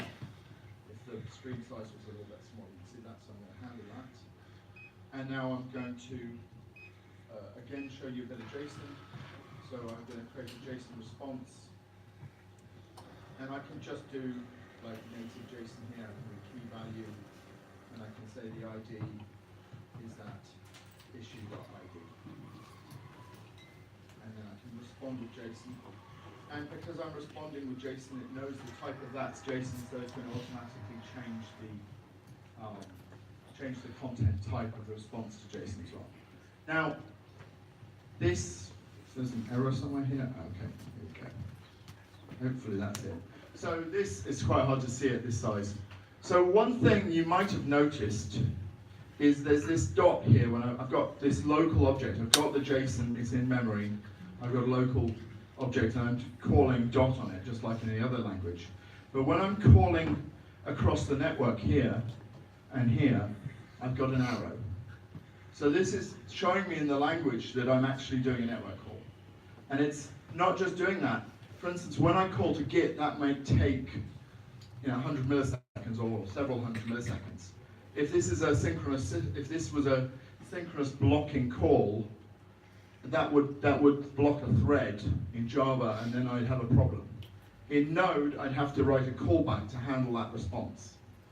Because of this is kind of built around the concept of network interactions, this is basically a continuation.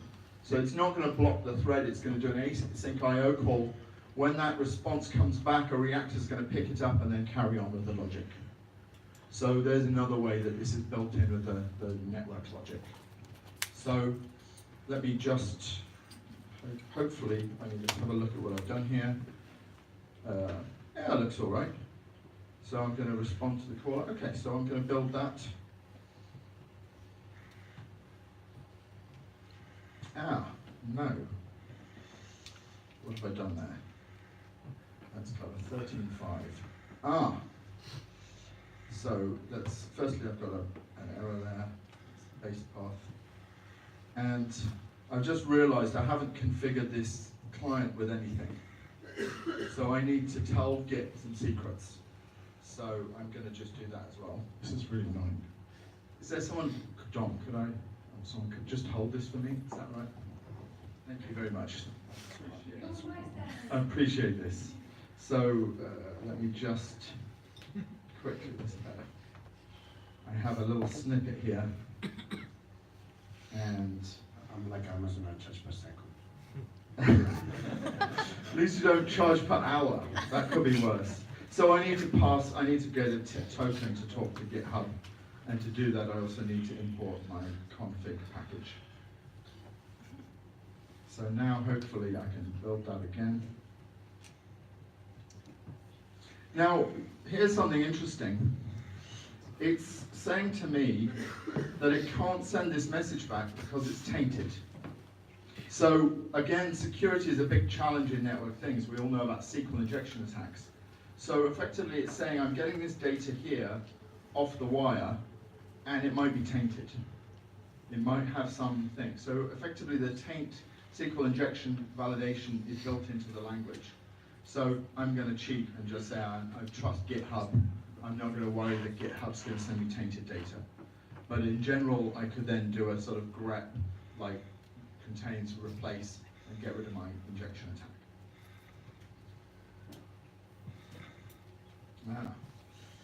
And I'm also, where is that? On line 36. Why is that still tainted? That's an argument. Ah, thank you. There we go. It's lucky that I've got some good coders in the room. Okay, so now that's looking better, isn't it? Now when I run this, no, I also have to, oh, that's not going to work. I now need to pass some config.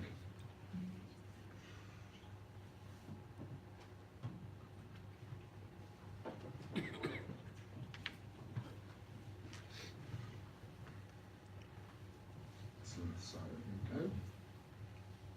And I have a REST, advanced REST client here, and I've got a title. You can't see that at all.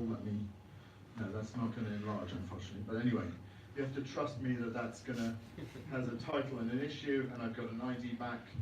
And if I now go to my GitHub issues and enlarge and refresh, bingo. So now I've created an issue in Docker, in my repo. So there we are. That was it. So let me just show you one other thing that's kind of cool about this language. We took inspiration from sequence diagrams when we built this. And the whole thing is congruent to sequence diagrams. So this is a sequence diagram that's generated from that code. You can actually go and edit the sequence diagram. I'm not personally a fan of that. I hate graphical tooling. I love typing it, but I really like the fact it generates the sequence diagram. You can really clearly see what's happening. Caller's sending a JS message. I'm doing that, and if I put in a bit more logic in here, like if I do a if content, let's say dot contains substring, then do something. You'll see that it's adding that if statement into the sequence diagram as well. So that's nice. But I said we were going to do a bit of Kubernetes and Docker. So let me just quickly go to my presentation. So I've done Hello World. I've shown you a Git connector and created an issue. I've talked about the fact it's inherently async I/O. I've talked about the sequence diagrams. So now here's Docker now and YAML and Kubernetes. Suppose I want to do Kubernetes. Normally I'd have to create this big YAML. One for the deployment and another for the service, to say that I've got a service listening and a deployment. I have a much easier way of doing it in Ballerina. I can just basically import a package called Ballerina X/Kubernetes. And I'd also have to create the Docker file. So Ballerina X is because this is an extension. Basically, it's built there, but we want to add like Pivotal, Cloud Foundry, and all sorts of other extensions to this as well. So it was more of a kind of a hint that we wanted this to be an open thing. So that endpoint that I've created is what Kubernetes calls a service. So I need to define it as a Kubernetes service, and I'm going to give it a name, Ballerina demo. And it needs to have a service type. And that could be various things. I'm going to make it a node port. By the way, thank you for holding the microphone. This is really handy. And then the actual service itself. Don't do that. The service itself is a Kubernetes deployment, and again, I need a name. I'm going to call it Ballerina demo. It's more, and I'm going to tell it what image I want to build here, and I'm going to call it pz-frio/Ballerina demo. And one more thing, we need to get that Git secret into Kubernetes, because I'm not going to be running this necessarily on my local path. So I need a config map. Now I can do a normal Kubernetes config map, but we know that one of the common cases is you want to pass over a Ballerina config file. So I'm going to pass over this git.toml file. And hopefully that's all I need to do. So now I'm going to build it again, and something quite different is going to happen. This time it's building me all those YAML files. It's actually building not only the YAML for just a kube control, it's also built a Helm chart for this. And it's built the Docker file. So if I do a quick tree, you can see it's built the Docker file, it's built the config map, demo, deployment, service, and the whole Helm chart. So if I go, let me just go to this bigger window so you can see a bit better. And if I do kube control get all, you can see I've got nothing running. I'm going to apply -f that Kubernetes YAMLs it's built. All, and now it's running on port 3615. So if I go back to my client here and change that to 30615 and send, fingers crossed. Yes, brilliant. So now if I just prove it to you, I've got another issue created right now.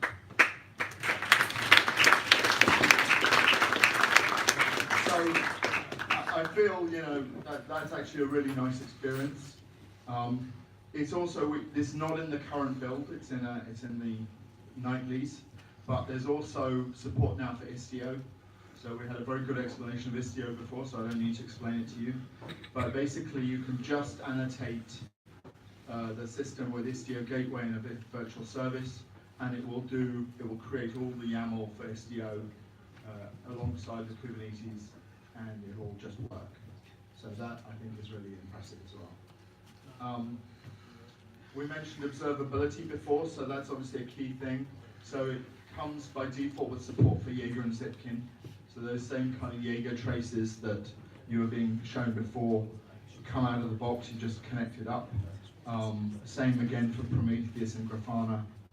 We've done some nice webinars with Humio and Honeycomb about observability with their system.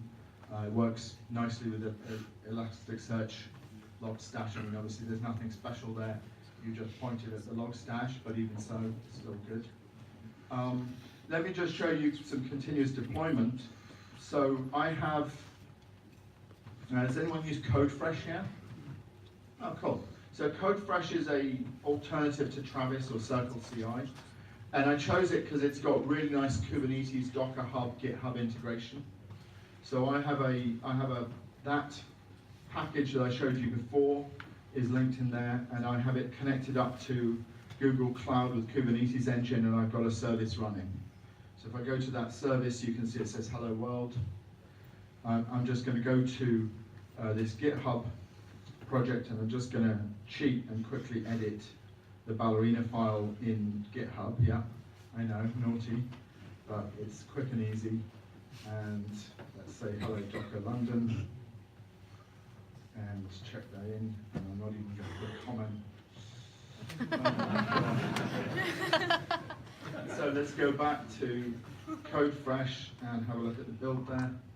So now it says pending one. So you can see there's basically a pipeline for build here. So if I go back to that quickly, back to here, I can show you it's all configured just by having this one CodeFresh YAML in my repo.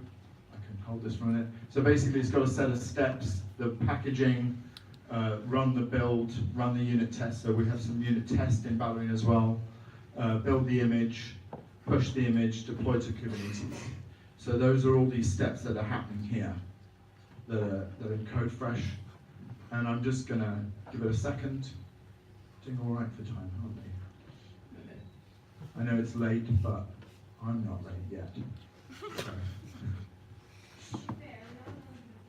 We are going to the pub. We are going, let's repeat after Dom. We are going to the pub.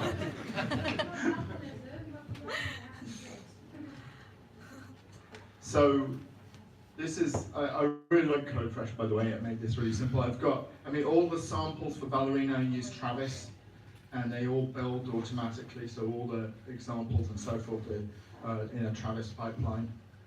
But this just, I thought, made it easier.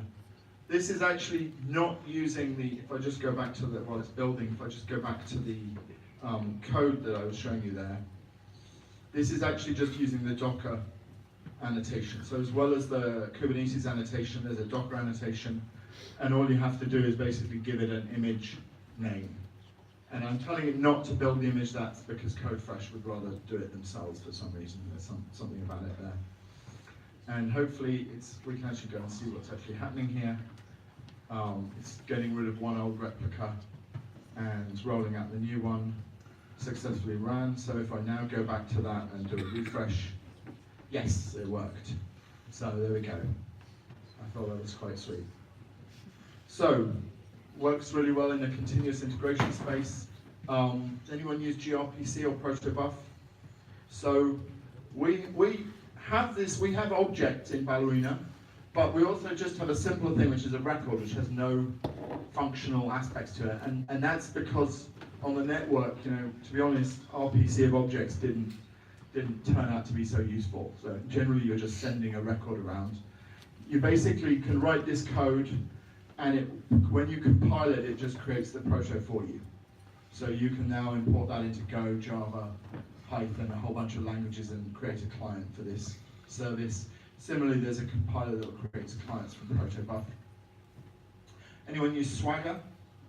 Excellent. So literally, I can take that demo bal, and I can just say Swagger export, and it will create a Swagger file from it, because it knows the inherent structure of this service. It knows it's an HTTP service. It knows these are get and post methods and so forth. So you can, of course, annotate it with a lot more and add documentation and so forth, but you don't. If you just do it by default, you get a decent Swagger. I don't have time to show you Kafka, Rabbit, and QP support.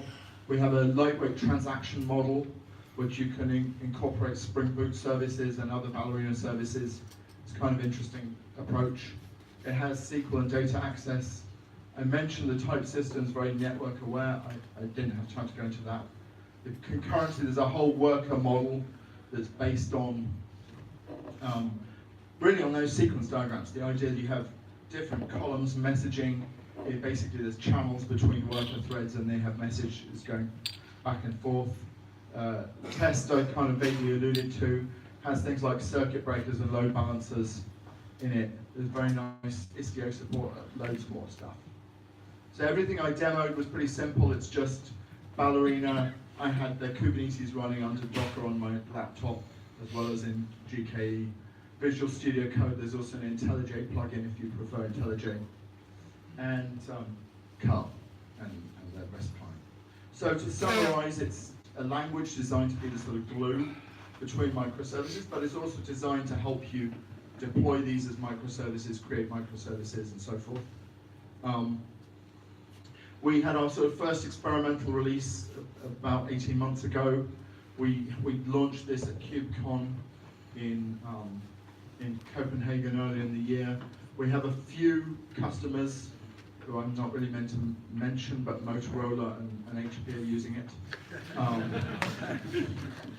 Now they're quite brave. I'm gonna be absolutely truthful here. The language is still evolving. We're still changing the syntax here and there. So it's very stable. The runtime's really good, but the language itself, the syntax is not stable. So people who are trying it are taking a risk, but it seems to be. It's also like really performant. It's actually faster than Spring Boot on that Hello World sample. It's way faster than say Python. So and there we go. And obviously it's an open source project. It's all under the Apache license. Please go and check it out. There's an active Slack channel, Stack Overflow. There's a nice website. So please have a go. There we go. Thank you. Thank you very much. Are there any questions?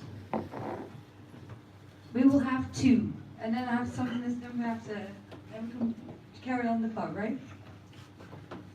Right. All the way down here. Hello. I'm interested in the annotations and the imports of the provider packages and that kind of stuff. Is that also written using Ballerina, or is that something else? Great question. Thank you, John. So some of those packages, that GitHub package is all written in Ballerina. It's just a wrapper around Git's HTTP API, just to make it a bit easier for you. Some of at the moment, the annotation parser is written in Java. So the whole thing, the VM, it creates a bytecode. The bytecode runs on a VM, and the VM is currently written in Java. We have started creating an LLVM version that creates native code. It's a sort of, it literally will only compile Hello World and not even the network version of Hello World. So it's very basic at this point, but that's our planned direction, is to also create a full LLVM native compiler. But at the moment, those extensions, if you want to add them, you add them in Java. So we have this